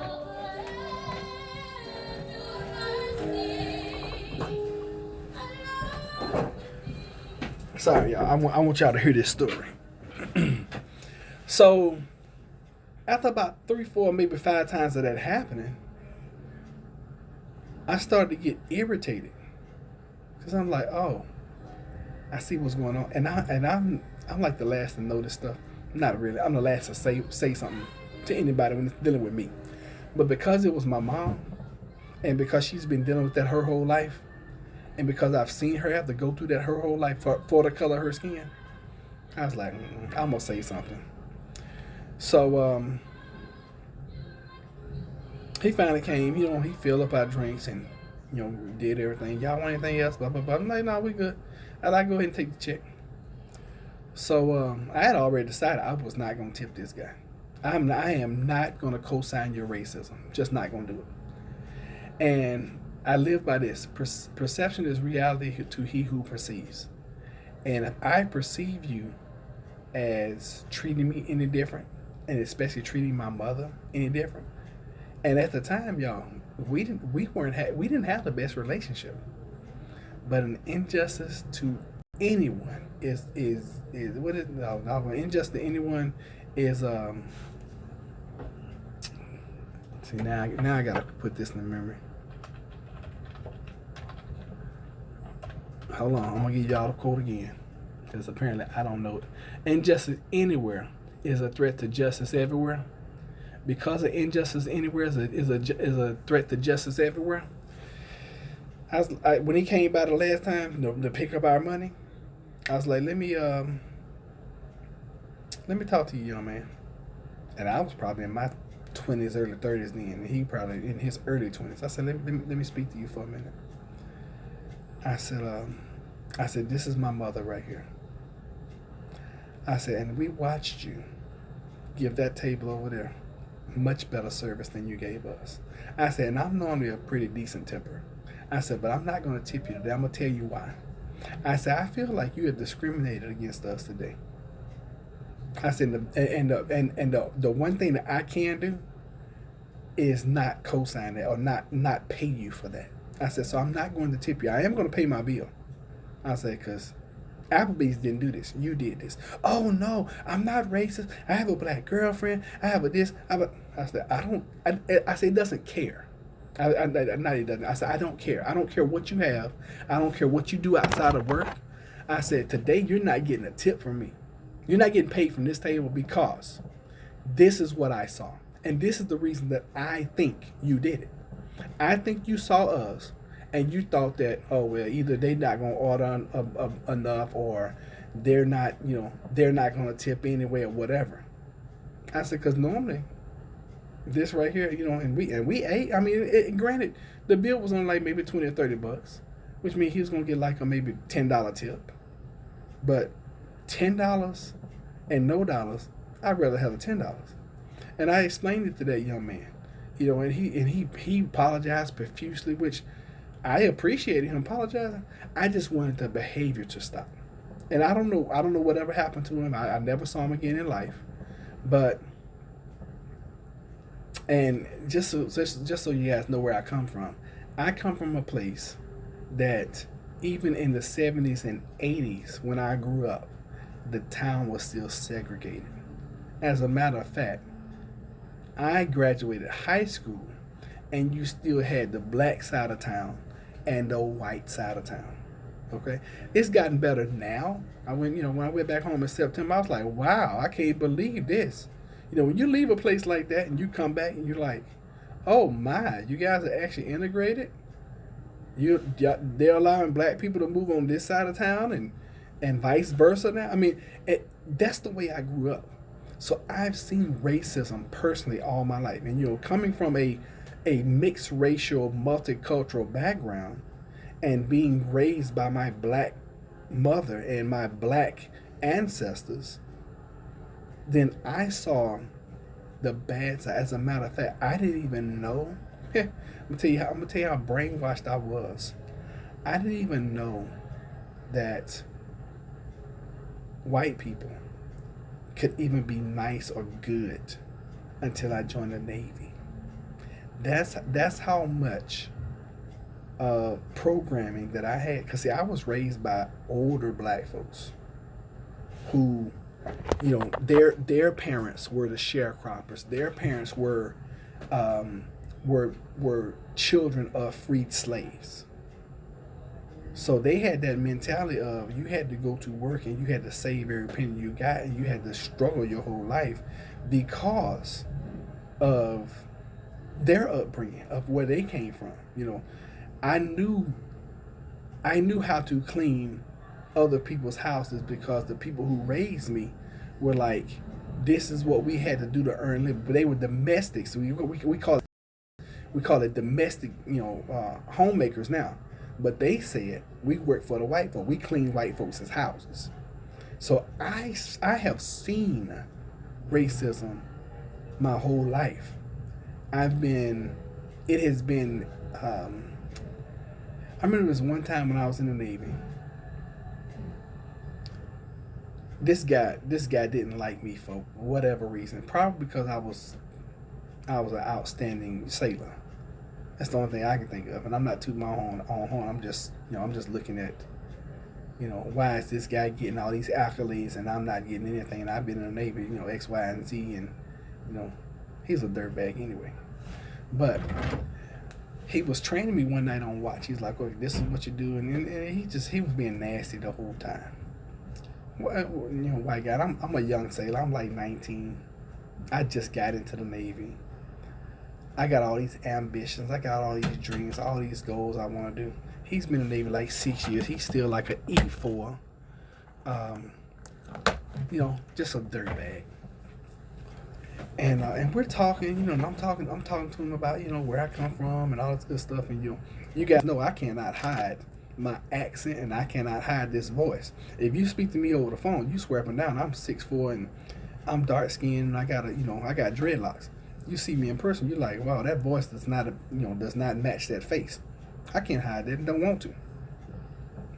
So we're on watch, and this is the first time somebody had ever said anything like this to my face. And I really couldn't believe that he said it. And I didn't do anything about it because at the time I didn't know what to do. I had seen racism growing up. I had been a part of seeing family members call certain things and certain things said to them. But I was always sheltered from it. It didn't happen to me until I joined the Navy. And it happened on 2 occasions. Because of my background. Because of the color of my skin. It's fair complected as I am. And this dude called me a nigga cur. First of all, I didn't know what a cur was. Okay. And I was like, what does that mean? And this fool told me, he's like, well, go look it up. So I went and looked it up. And a cur is a dog. This dude called me a nigga dog. And I was like, wow. So needless to say, our relationship, and I was a much different person back then. When I was younger, and I had first left Tyler, I was very meek. I was very humble. I hadn't experienced life. I didn't know anything about the world. All I knew was Tyler, Texas. That experience taught me something right there. That experience, and then meeting so many other nice people, and it didn't matter what background they were from. I met some amazing Asians. I met some amazing blacks. I met some amazing whites. I met some amazing Germans, French people. I mean, I've met some amazing folks. I've also met some dirtbags. And that was the first time somebody had actually said something like that to my face. Another time, this guy and I was working. We worked in the same shop. I was the work center suit, which means I was in charge as an E4. Now y'all gotta keep that in mind. When I went into the Navy, I was like poster child Navy. I was running my own work center as an E4. I got my enlisted warfare specialist as an E4. I put in for an officers program and got accepted into that. So I came from a area where people congratulated you, people celebrated you. I didn't know all of the backbiting, all of the cutthroating of the world. And on my second ship, this guy who supposedly was my friend, I was in our work center. And I had decided that I wanted to polish. In our work center, we had these, because we were an electrical shop, we had all these rubber mats everywhere. I was like, man, it would be nice to have them things, shining. So I was like, I'm going to buff out these mats. I didn't want nobody else to do it because it was something that you really weren't supposed to do. It was accepted, but you weren't really supposed to do it. So I wasn't going to direct anybody else in the work center to do it. So, I was in there buffing and I'm making this thing gloss. This dude comes in, and I can't remember exactly what he said, but it was so derogatory. No, it wasn't. I don't remember. I couldn't hear because the machine was going. He came in. He was upset about something I had told him to go do because I was in charge. So I'm in there, buffing out the thing, and he tells me, he's like, I went and did whatever, such and such you told me to do. And it should be the other way around, like now. Like you working for me. And then he made a racial slur. But I didn't hear it. And because I was in charge anyway, I was the dude in charge anyway. I didn't care. I'm like, dude, you're gonna do what I say anyway. I'm gonna write you up. So there have been occasions where I've been on the other side of it because I am fair complected. Now a lot of people look at me, they think I'm Spanish. So I used to get that a lot, and whatever comes with how Mexicans are discriminated against. Imagine growing up in Texas, looking like a Mexican, not able to speak the language. Everybody that looks like a Mexican comes up talking to you in Spanish. You can't speak their language. They're like, "Oh, you're not one of us." All of your black friends are teasing you because you're fair complected, and all the white people don't accept you because you are fair complected. That's the way I grew up. So it is what it is, y'all. All right, let's catch up on chat. Let's get out of here. Story time is good info.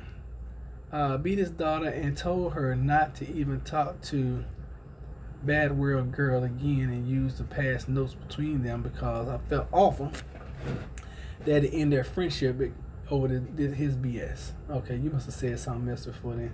Went to school with two girls who were best friends in elementary school. One girl was black and the other one father was a grand dragon of the KKK. He found out they were friends. Okay. Never have understood hate like that, even as a kid. Sad story, Tara. He was on Jerry Springer years ago. Oh, I remember seeing that dude. See, this is so bad. I'm concerned about my children because I didn't go through that coming from Jamaica. I don't care if they have black friends. They don't know what a person go through. When I was in elementary school in the 80s, it was the first school and all types of friends that didn't even know racism was a thing until I got in middle school. Aside from that one incident in elementary school with my two friends, which I saw as just her father being a bad person, I didn't realize it was racism then. Damn. They give you E3 after 6 months out of boot camp. Wage was mad because he was an idiot.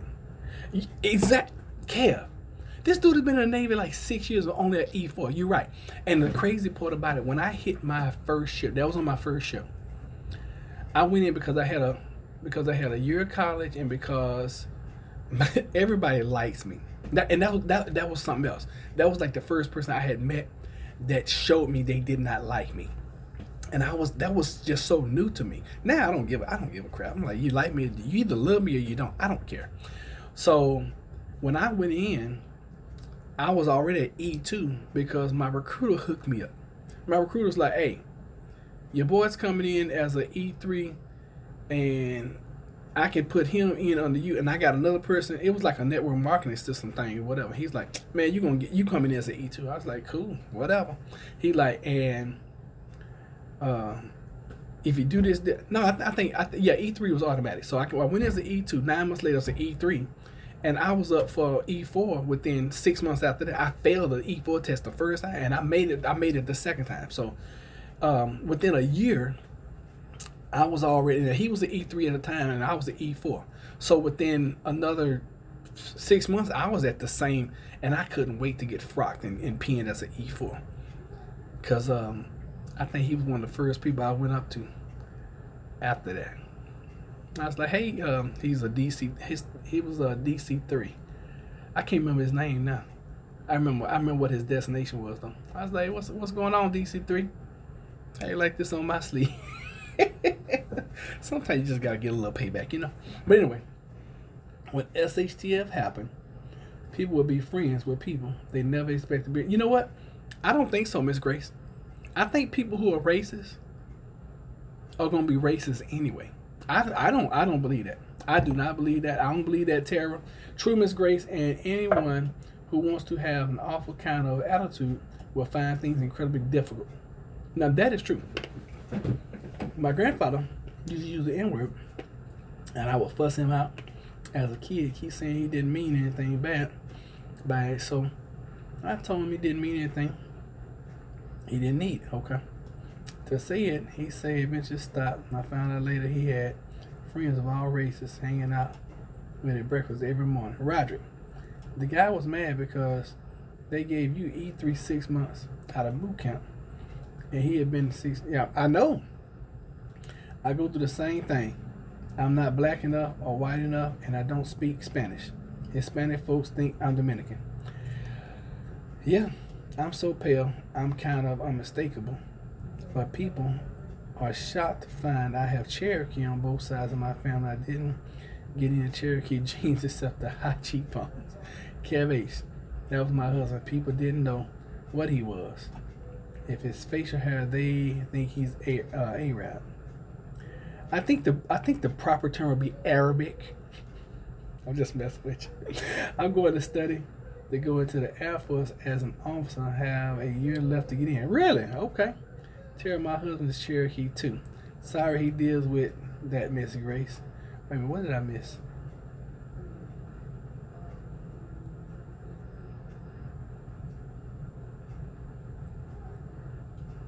Okay, I can't see. Yeah, well, that's why I said when God comes and he judges the heart, people going to be upset with themselves. I'm gonna leave that alone.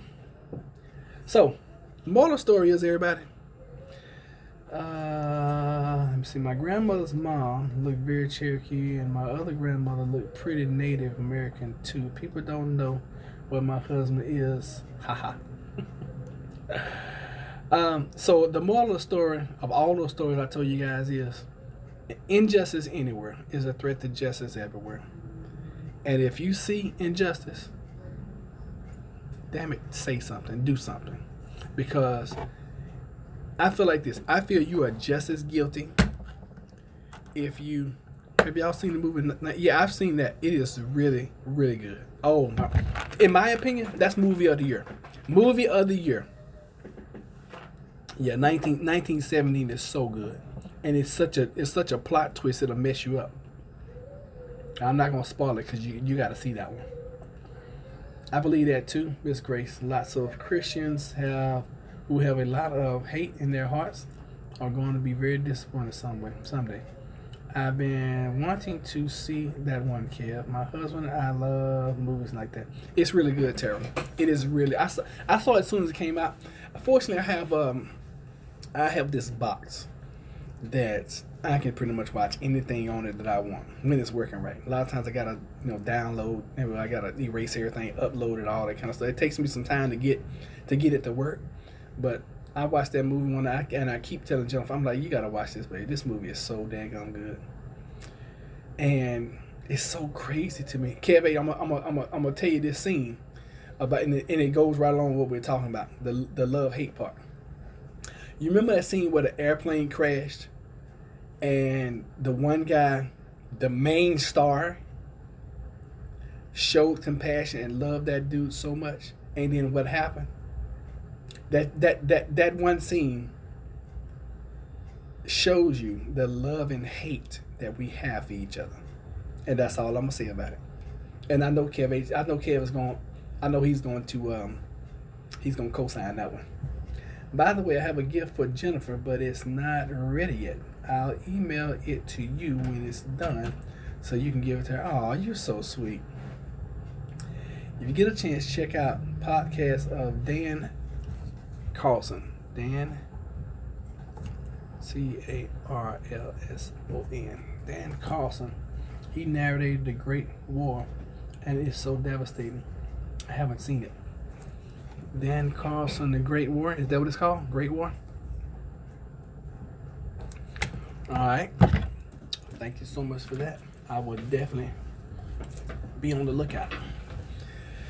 But there's a lot of hate in this podcast.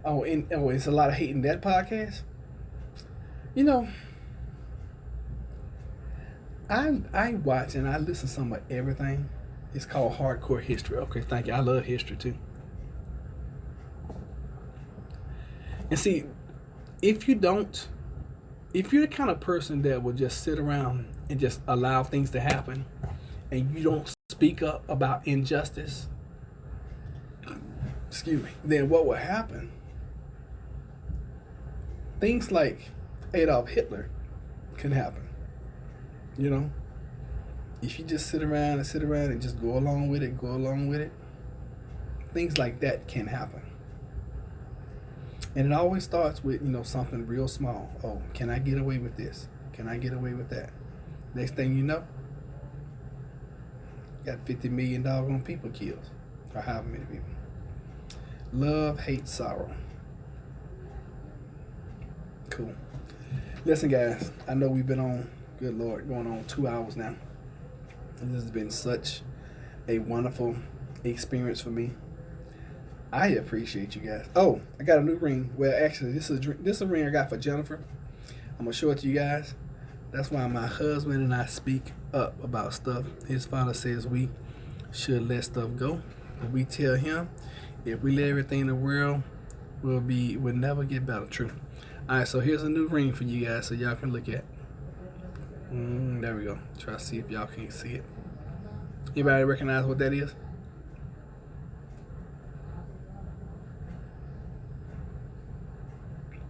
I think it's blurry.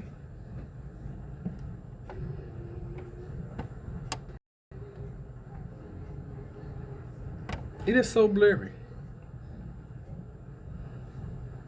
Alright, hold on. And I am not a fan. There it is. I'm not a fan of this team right here. But this is a beautiful ring.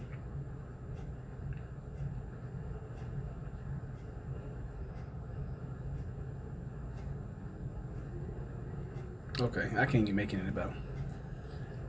That's not the Robcore ring from comics. I don't know who Robcore is, but let me show y'all the side. Maybe y'all can see it. My football people, I know what this is. Maybe. Show y'all that part, and then I'll show y'all. Once I show you this one, you're gonna know. Can y'all see that? That's the name. That's the name of it. That's the name of the who's ring. No, it's not the Cardinals. I'll spell it out for you. That part says FLACCO. Can y'all see it? All right. That's the 2012 Baltimore Ravens. Kev say he's a Packer fan. You like junk to him. This is not my team. If I wore my team ring, I have to wear a ring on all 5 fingers. But that was a good one, KH. Very good.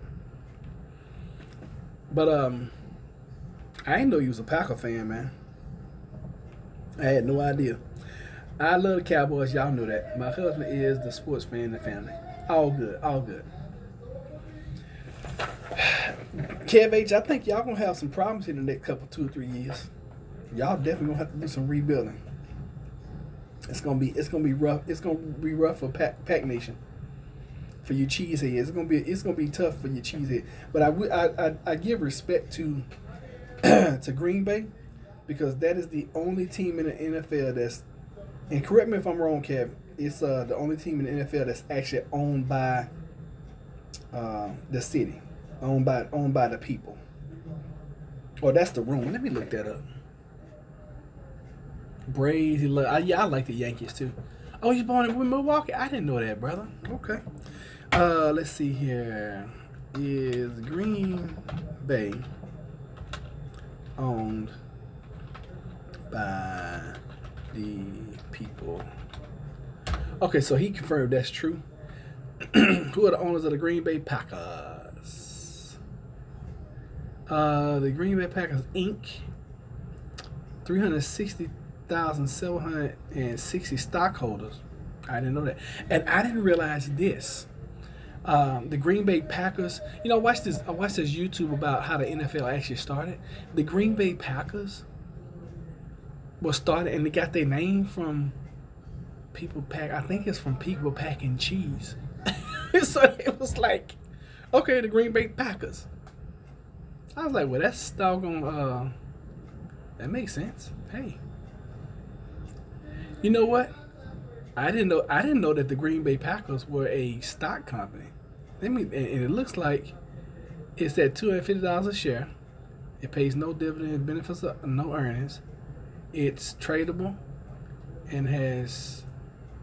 Wow, I didn't know it was a stock company. That's amazing. So if they win the Super Bowl, you know, that stock goes up. I will be buying Green Bay Packers stock if they win the Super Bowl. Oh my goodness. Yeah, it was a packing company who played to bring football to the area. Lombardi asked his employee in the Indiana packing company for money to buy the uniforms. They gave him $500 on the condition that team be named by the company. Lambo named the team. Oh, you said Lambo. Lambo. Excuse me. Y'all, I hope I don't have the coronavirus. All right, look. I'm getting out of here. It's going on 11:30. And I'm fortunately on call. So I'm going to leave up out of here and I'm going to go do this job. And then I'm going to go home. All right, but I'm checking this map. It looks like it's only a few places where the map is not colored for this coronavirus. Is that what you thought was? I thought the packing company played. Quarantine him. Is that what it was? I thought the packing company paid. I'm not sure. I can't confirm that story. Guys, there are so many countries that are affected by this coronavirus. Be careful, be safe. You know, while you still can, go out and get things that you need. Toilet paper. Yeah, and I'm always trying to tell you guys what I'm stocking up and I'm getting. So now it's about toilet paper. Because I think it's gonna get to the point where I'm not gonna be able to get it. Not gonna be able to find it. Stock market tanked again Friday overnight. I mean, like, went down crazy. I think we'll see an upswing next week. At least I'm hoping that. I put all on black. I put all on the upswing next week. We'll see. Need to do a video showing my preps. Yo, One Life Man. I know some people have said they wanted to see. Hi, One Life Man. Welcome, One Life Man. Appreciate you being here. Unfortunately, you came in at the end. Remember, guys, injustice anywhere is a threat to justice everywhere. And I'm going to put that to memory. Injustice anywhere is a threat to justice everywhere. The map isn't colored in certain areas. Racist map. I agree, it is a racist map. Definitely a racist map. We're on this racism today. So, folks, I love y'all. Y'all be good. Prep. You probably won't see us anymore until maybe Monday. I do think I have a video I need to post from doing some shopping or something. I can't remember the last video I posted. That thing is getting so many hits. It's crazy. I checked it right before we came on. The one I posted a couple days ago. I think it's like 400 views for some reason. For some reason, you guys like when I do shopping videos, and I've gotten to the point I'm like, but I mean, that's all I used to do in the beginning, so it makes sense that the YouTube algorithm would, blow that out. You have noticed laugh out loud looks like someone drowning. Drowning isn't funny. Laugh out loud. What are y'all talking about? I know some people have said they wanted to see anything. Oh, you talking about your preps? I think I have it. I help feel silk shopping videos, or why I subscribe to you originally. Really? Oh. Well, I guess I better do some shopping video. Well, you know what? I can't do shopping videos now because I'm too scared to go out shopping. And when I'm in, I get in and I get out. Really, Tara? That's why you doggone subscribe. Well, that's good to know. I appreciate that. And now you like, if not the most, you know how I'm seeing this morning? I'm seeing Night Collector. You're like the most faithful subscriber. And Tara, I don't think you miss a video. I don't think you miss a live. I know you don't miss any lives. And when you do, they're usually like in the evenings, and you'll come and be like, hey, I'm with my husband, but I want to come in and check in. And you are always here, and I appreciate that. I appreciate all you guys. But you know what? Sometimes you just gotta point out certain people. Miss Grace is good too, and she's always constantly sending me articles. And thank you. I may not respond to all of them, but I really appreciate you for doing that. Yeah, you and 6 Acres were doing the shopping videos, doing the food shortage. Oh, so I sub. Yep. Wow. Yeah, Knife Collector, he's doing his thing. He don't have time for us. If I had to stay away from my fam and go somewhere far and die. What are you talking about, One Life, man? Oh, you think you got the coronavirus? Well, what state are you in? Tara isn't on when it's her birthday. Ha ha ha ha. Yeah, she disappeared on us when it was her birthday. But we still gave her birthday shout outs, I think. I hope so. Let's hope it doesn't get that bad. One Life, man. I agree. Oh, you good. You out there in San Francisco. You 3,000 miles away from me. I'm just joking. What I do this time? What you mean? What you do this time?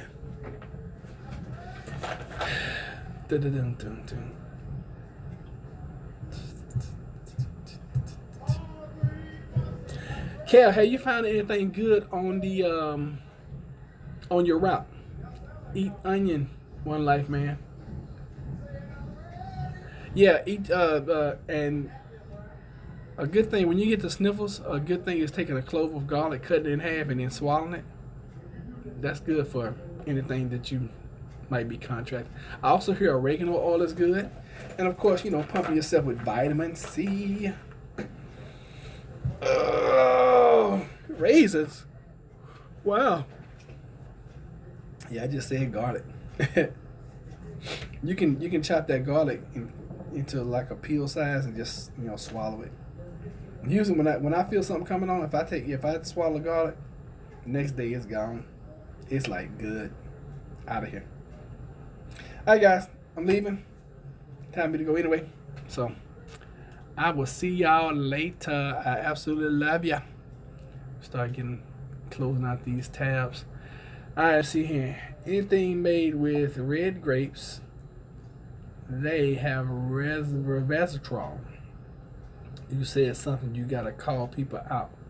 What I do? Oh, I was saying that I was calling out Tara for always being here, and Miss Grace for always sending me stuff. Kev, you always late. I found a coin. For a coin? Whoa! Wait a minute. Tell me more about this coin. You found a coin on your route? How did you do that? I mean, because you got to explain that to me. How did you find a coin on your route? Or are you talking about for your preps? Because I was asking you, what did you find? Like when you picking up stuff, what did you find that was good? 57th AMXS. What is it? I don't know what that is. 57th AMX.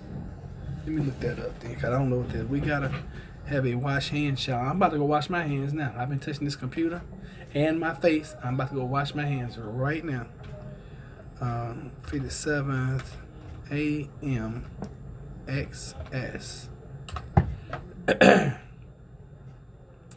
That's an Air Force base.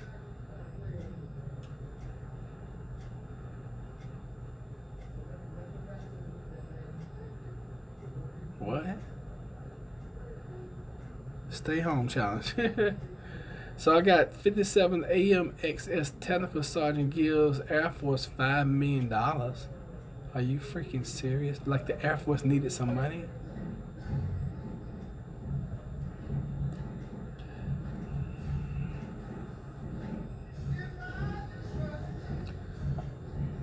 Okay, Kev H, you're not gonna tell me? Now I gotta be in suspense until we talk.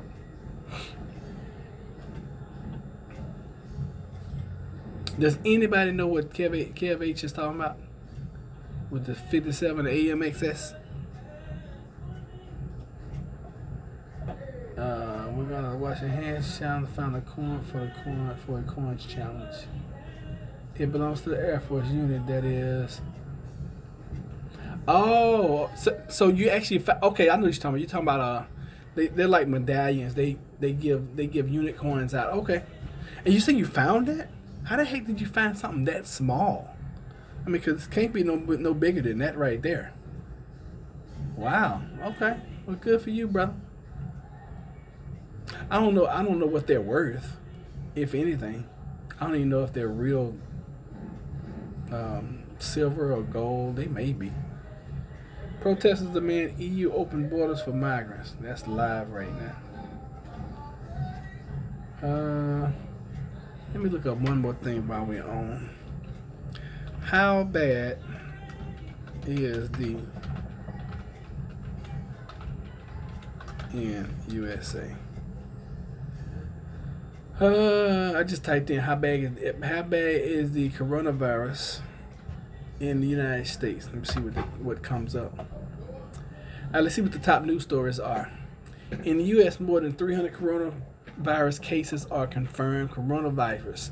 How does the COVID-19 outbreak end? That's a good one. Coronavirus. This is live right here. They say a coronavirus live of the U.S. outbreak spreads. I don't want to subscribe to your mess. I really don't want to subscribe to New York Times. I just want to read the article. That's all I really want to do.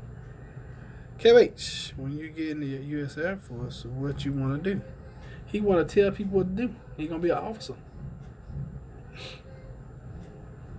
I can't even pull this article up. Doggone it. All good. Public health response to coronavirus disease. Let's see. This is from the 24th of February. That's old news. It's too old. Too old to be even messing around with.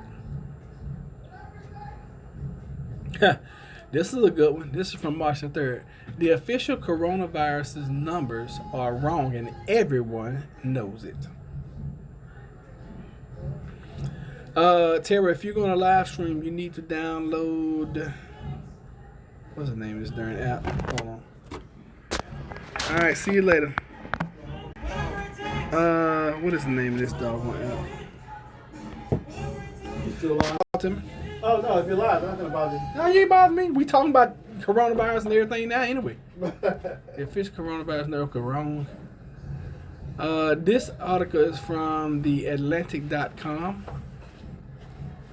So it's talking about blah, blah, blah, blah, blah. The data is untrustworthy because the process we usually get them from is flawed. The Center of Disease Control and Prevention testing procedures mix the bulk of the cases. But we've been saying that for weeks now. Flat plane looking like an astronaut. All right, what's up, Sam? No. This is my friend Sam, y'all. Hello, everybody. Good friend. He and our families are. We used to be movie buddies, but they can't get me to go to movies no more. Nothing been out lately. Hey, you haven't seen 1912, have you? No. Oh was my it? You God, saw it's that? so good. Yeah, we was talking about that earlier. 1912 is so good. Oh, man. Yeah, it's Yeah, good. there's nothing good been out lately. Yeah, I've been nothing looking. really has come out. Yeah. Mm. Yeah.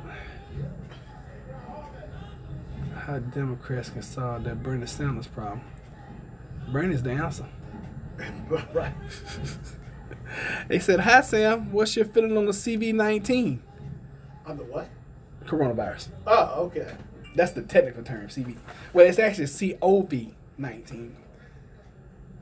They want to know what your feelings are. My feelings is that it was bioengineered to do what it's doing. So, you know. He said it was bioengineered to do what it's doing. Right. Great answer.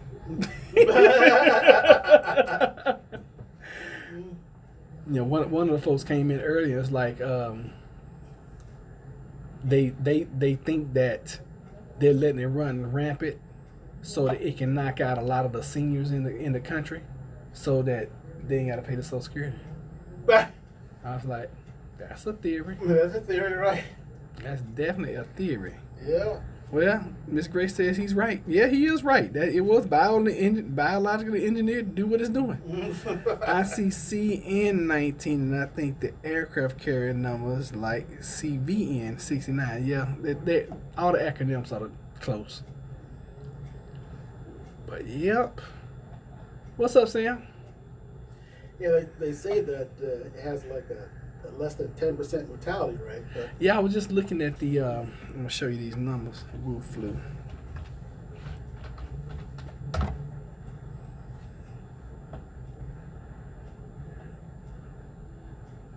right, so right now in China, the death rate is 3.8%. Okay. In South Korea, 0.06 or 0.6. Iran 2.6. Italy 4.2. The Diamond Princess, that's the cruise ship. Right. 0.8. 6 people actually died from there. Mm. Germany hasn't lost anybody. They've had confirmed 670 cases. France is at 1.4. Japan's at 1.4. Spain's at 1.4. And the U.S. 4.1. Oh man. It's gonna go down because the numbers are going to increase as far as confirmed infected. Right. You heard until we got until April 21st through the 25th before we look like China. I've heard the same thing, unfortunately. And I've already started seeing people walk around with masks on, which is a good sign, because everybody's gonna be walking around with masks on pretty soon. Right. It's gonna be a lot worse here than China because they aren't knocking stuff down fast enough, and nobody will listen if they do. That's true. If they do any kind of quarantine, people just gonna be like, whatever. I'm going to Costco. America's the worst place for this thing to start running rampant because nobody's gonna take the one at first. Right. They be like, yeah, okay, yeah. And as long as The Bachelor comes on Monday night and Right. and Until their favorite TV Yeah. show stops coming on. oh now when the TV shows stop coming on, that's when it's gonna be a problem. Right. People gonna have some doggone serious concerns. You know what? Seriously, like the new James Bond movie, they delayed it because of coronavirus. Oh really? Yeah, they delayed. I didn't know that. They delayed the release because of it. Well, that's wise. Yeah. Yeah. Yeah.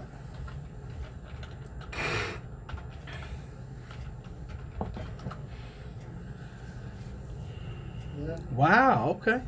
Bond movie No Time to Die delayed due to coronavirus. Y'all heard it first here. Yeah. Wow, I didn't even know that. I'm not really big into James Bond, but that says a lot right there. Right. Yeah, because that's one of the more popular movies. Right, that's one of the more popular movies. Right. I think that's Mulan's supposed to be coming out. The release of the upcoming James Bond film No Time to Die has been pushed back from April to November. Right. Yeah. Yep. That's 6 freaking months. Yep, and it's costing them millions of dollars. Oh yes, it is. Mm-hmm. Becoming the first Hollywood tentpole to shift its global rollout because of the coronavirus outbreak. The 25th and stuff. See that now, if Hollywood is doing this kind of stuff, you guys know that it's serious. Right. See, I hadn't heard any of that. I hadn't heard anything about this at all. But reading between the lines, if they're delaying movie releases as much money as these people love to make, this is getting bad. Yeah. The title of the movie is No Time to Die. BTS canceled all their concerts in Korea due to the virus. I was hoping to see them in Atlanta this year, but they will probably cancel. Yeah, I know that's one of your favorite groups, if not your favorite, and I'm sorry you're not going to be able to see them. But they're wise for canceling. Yeah. It's going to be a whole bunch more stuff canceled. Yeah, like South by Southwest is being canceled. The tech and entertainment conference. Oh yeah, I heard about that one. Yeah. Yeah, a lot of stuff is going to be canceled.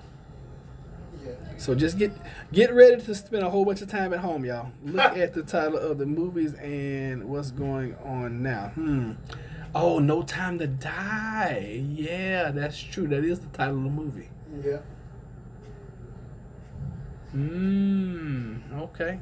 I will probably not get to see Monstra X this summer, which is my husband already got tickets for. You know what? It's funny because we sent it's funny, but it's not funny. We sent our mother-in-law. Well, sent my mother-in-law and Jennifer's mother to this thing. I think it was called Shenyun or whatever. The tickets were really expensive. They did this in Norfolk about 2 weeks ago, and it's an Asian production. So she's been sick ever since she left SHMU. Oh And no! we were joking that we was like, oh yeah, you would have never all them Asian folks, and you got the coronavirus. At first, it was a joke. It's not becoming funny anymore because she's been sick ever since.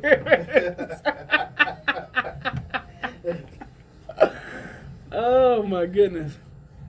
Yeah, it's starting to affect. Well, it's already affected the travel industry. Oh yeah, travel industry tore up. It's just terrible. Yeah, and the different workplaces are discouraging flying to a destination. In fact, at my workplace, they're saying, "Hey, if you can drive." Oh wow. So, you know. Did y'all hear that? Sam said his workplace is saying his workplace is telling them that if you can drive there, don't fly. Right. And I'm not gonna say what he does, but he has a really higher up governmental type job. How about that? Right. Okay, so yeah, wow. Oh my gosh, Yeah. Why y'all do that to Mama Mary? She wanted to go, and we had bought these tickets months ago, way before the coronavirus. And she was gonna go if Jennifer said if they had posted on the door as soon as you walked in, everybody in the cast has coronavirus and you got a chance to get it, she was gonna go. These tickets were so expensive. Oh man. Oh my God, they were so expensive. But yeah, she wanted to go, and she and Jennifer's little niece went. So yes, but why are they still rehearsing, Sam? I don't know. I was thinking the same thing. It's like, what the? Shouldn't they be over by now? Yeah, they should have been over 20 minutes ago. Yeah. And I love Big Bang. You like Big Bang Theory? That's a TV show, right? Uh-huh. Yeah, no, I didn't. I never caught it. Jennifer used to watch that. I never got it. I don't watch too many TV shows. You know, I can't get into it. I don't want to be. I feel like when I'm watching a TV show, if I'm watching it and then I gotta wait till the next week, I feel like it's holding me hostage. Right. You know, I just don't. I don't like that slavery. I'm not gonna say I don't watch TV shows. But my favorite is science fiction. So. Oh really? Okay. I'm enslaved. Are you watching Picard? Yeah, Picard. Yeah. I said I was gonna watch it, but I'll probably wait until the season over and then watch it all. Right. Terry Chunky boy, I call him fat boy. Picard is pretty good. Is it? Okay. Yeah. Yeah, I said I was gonna get into that, but I hadn't started watching it. I don't watch. I can't think of any TV show right now that I'm watching. I do like Westworld, but it's not. They did one season. I hadn't seen another season about. I hadn't seen another season come out. Yeah. I used to watch Walking Dead, but I stopped watching that so long ago. My wife hates when I watch that show because the lady in there is so hot, and I can't help to say it every time. Oh, what you talking about on? What show? What are you talking about on Big Bang? And I know you can't be talking about what is that girl's name? You dropped something. Yeah, I dropped my phone. Oh. She is kind of good looking though. Her name is Kelly Kuko. Yeah, she is hot. If that's who you're talking about, yeah, she's pretty hot. Oh, I'm familiar with her. Yeah. Yeah. You know, to be in Hollywood, she's okay. I look at people in Hollywood; they just made up, you know.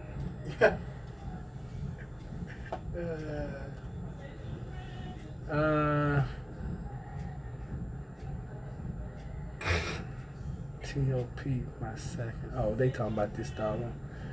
Let me see here. I got mad at.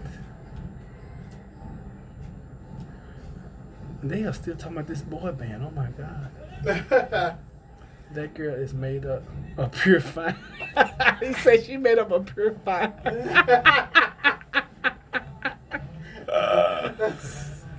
Oh my goodness, that's too funny. I'm gonna tell y'all then, and you can ask Jennifer right now. My celebrity crush. I'm gonna show y'all. And she been my celebrity crush for like 12 years now.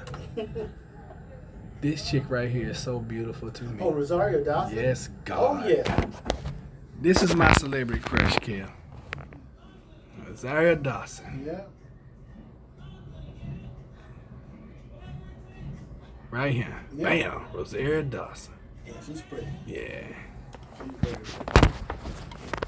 And Jennifer's celebrity crush. I'm going to show y'all his celebrity crush. Y'all don't know him instantly.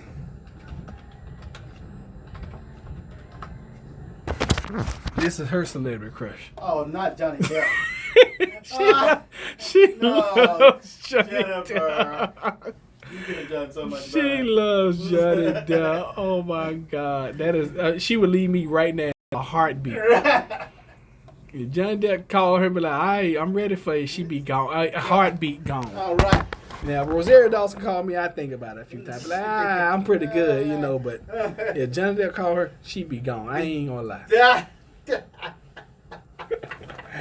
Now I've got a good boy stuck in my head, good boy. My husband and I don't talk about celebrity crushes because we are super possessive and we end up all hurt and wouldn't talk. That's all fictitious, made up stuff, you know. What do you mean? Oh, she was saying that her husband and I don't talk about celebrity crushes because they are both super possessive and they would end up all hurting. Wouldn't talk to hurt each other's feelings. they wouldn't talk to each other for weeks. I understand Mine are the lady from Empire, Kelly Ripa. Oh, I like Kelly Ripa. Kelly Ripa is like hot. She's hot. that. Empire, Kelly Ripa. Wait a minute. And Morgan Freeman. Wait a minute. Wait a minute. Boy, people are getting out of control. Wait a minute. And the Rock. Wait a minute. Hold up now. You got too many doggone crushes. Okay, let me pull up the cast of Empire. I know Taraji. I know she's a Empire cast. I think Taraji is one of the cast in Empire. She's cute. I mean, she's all right. It's not somebody I'd be like, oh my God, I'm crushing on her. Right. Well, I want the cast come up. Yeah, Taraji's a cast member. Is that who you talking about? And his wife, is that what you... Okay. It's a man crush because Morgan Freeman can talk and The Rock has the beat. So you wanna talk like Morgan Freeman, you wanna be built like... I wouldn't want to be built like The Rock. The Rock he on steroids or something. Right, exactly. And I mean, if you look at The Rock 10 years ago, cause see, I kind of favor The Rock, especially when my hair is short. And back in the day, kids, it's funny. Kids, when my kids were little, the kids in the neighborhood would come by the house. They would think I was The Rock. They'd be like, "Yeah, we watched you wrestle last night." You know how kids are. They just crazy. Kelly Ripa is fine though. You don't know who Kelly Ripa is? No. Jeez. I didn't think there was a Kelly Ripa on Empire. She's not. Oh, she's on something else? Yeah, she had she was on Regis and Kelly. Oh, yeah, that's right. This chick. Yeah, she's attractive. Yeah, she's very attractive. Let me see. Man crush, Morgan Freaking talking. Rock has the bill. Yes, Taraji. Yeah, Taraji's cute. If I had a celebrity crush, I could tell my husband about it without him killing me. It would be either Lisa or Jenny from Blackpink. I don't even know who that is. Mm-hmm. Blackpink. It sounds like they have. I hope so. Blackpink. You know these Asians. All of them are cute girls. Yeah. They doing what? They transition to another song. No, they not. They about to be transitioned with no doggone mics. Is that right? That's what's about to happen. Terry, you know so much about what is Blackpink. I don't even know what they are. Is that a group? I don't know if it's a group, a TV show, or what. I never heard of them. Yeah, I never heard of them either. Yeah. Scorpion King was a darn good movie. Oh yeah, and Scorpion King is pretty good. All I can say about The Rock. They are gorgeous ladies. Yeah, you're right. Blackpink is they are a group of pretty women. Now, I agree. And it's something about Asian women in America. We just absolutely love them. Anyway, I mean they're so cute. You know, just so all these chicks are really really cute. Now, I don't know which one Lisa is and Leslie or whoever, but yeah, they're cute. Cute group of chicks.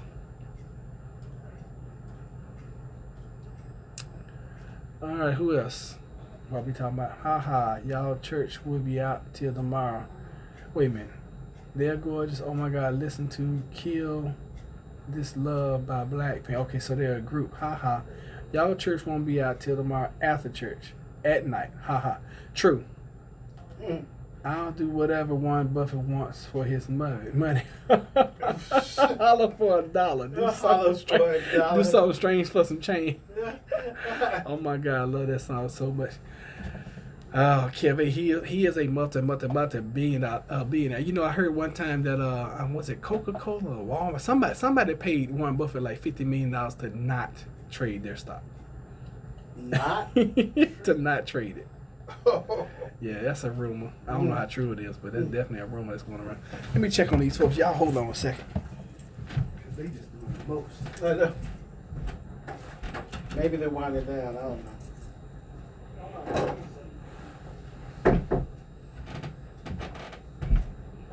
That's it. They done. Oh, they done? Okay. Well, let me get my stuff. Yeah. Now they done, y'all. Oh my God, I love this song. Listen to the song. Send it to me, Tara, please. All right, y'all. I'm getting out of here. Actually, I guess y'all could ride with me if y'all wanted to. Anybody want to ride with me? Come on, take a ride with me. And then Tuesday must be the money.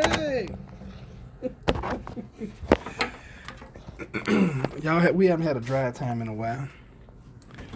What y'all think? Y'all want to roll? Getting a little hungry, shoot. I don't know what I'm going to eat. All right, you ready? Yeah, very Let's good. roll. Let's roll. Let's get out of here. All right, see y'all. Yeah. Have a good one. All right. Look. Say bye-bye. Mwah, bye. Oh, see ya. Give me a hug. You want to get a hug? Come give me a hug. Give him a hug. Give him a hug. Huggy. Go You don't want to hug me? Okay. Go give him a hug. Go give him a hug. Oh, God, baby. Go say bye-bye. Come on, give me a hug, baby. Oh, my goodness. Mwah. I love you. Say love you. See y'all later. That girl always eating something. Every time I see her, she eating. All right, Sammy. I'll see you tomorrow. You'll be here tomorrow? Yeah, I'll be here tomorrow. All right, cool, brother. See you in the morning. Yes, sir. They talking about she don't want to see me no hug. Oh, good. That'll be me getting it too from the guy, baby. All right, see you, Sam. Oh, I ain't gonna be able to travel with y'all anyway. I gotta use my GPS. I'm trying to think how I can do it without cutting y'all off. I don't know if there is a way of doing that. I gotta hug the guy, baby. That's my guy, baby. I hugged. I gave her a fake kiss. Oh, she just makes my heart so happy. Gotta roll, fam. Have a safe day. Stop touching people, Roger. Can y'all stop eating? Good luck moving forward. And it's going to... Okay, thank you for emailing. All right, Kev H, thank you for stopping in, brother. I appreciate it. See you later. You know what? It's not a bad practice, y'all. To it's good. It's a good thing. I always try to find a good thing in everything, or the best in everything. The one thing this coronavirus has done is made me way more conscious of what I do, where I do it, how I do it, who I do it with. And my truck is definitely more clean now since COVID-19 has happened and whatnot. Because prior to this, I wouldn't worry about no germs. I ain't gonna lie to y'all.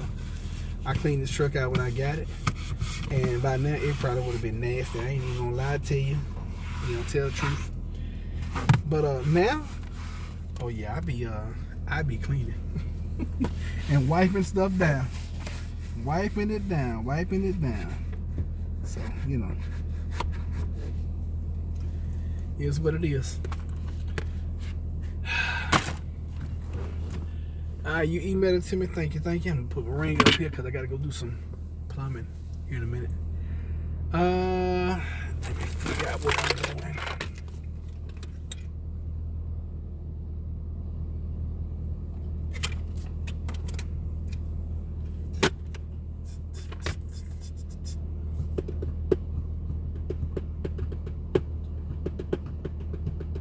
Okay, I'm going to have to get off here. Peace. All right, thanks, Kev H. It's a part of American Beautification Program. What are you talking about? Talking about cleaning? Yeah. All right, so I got to get off here because I got to call this person back and figure out and find out where they are. So I will see y'all. Thank y'all so much for being here. We've been on like 2 hours and 30 minutes, and most of y'all have been on the whole time. So thank y'all for giving me the watch time. Thank you for all your input. Thank you for being here. Be safe. Glove up, mask up, and prep up. Okay? Love y'all. Take care.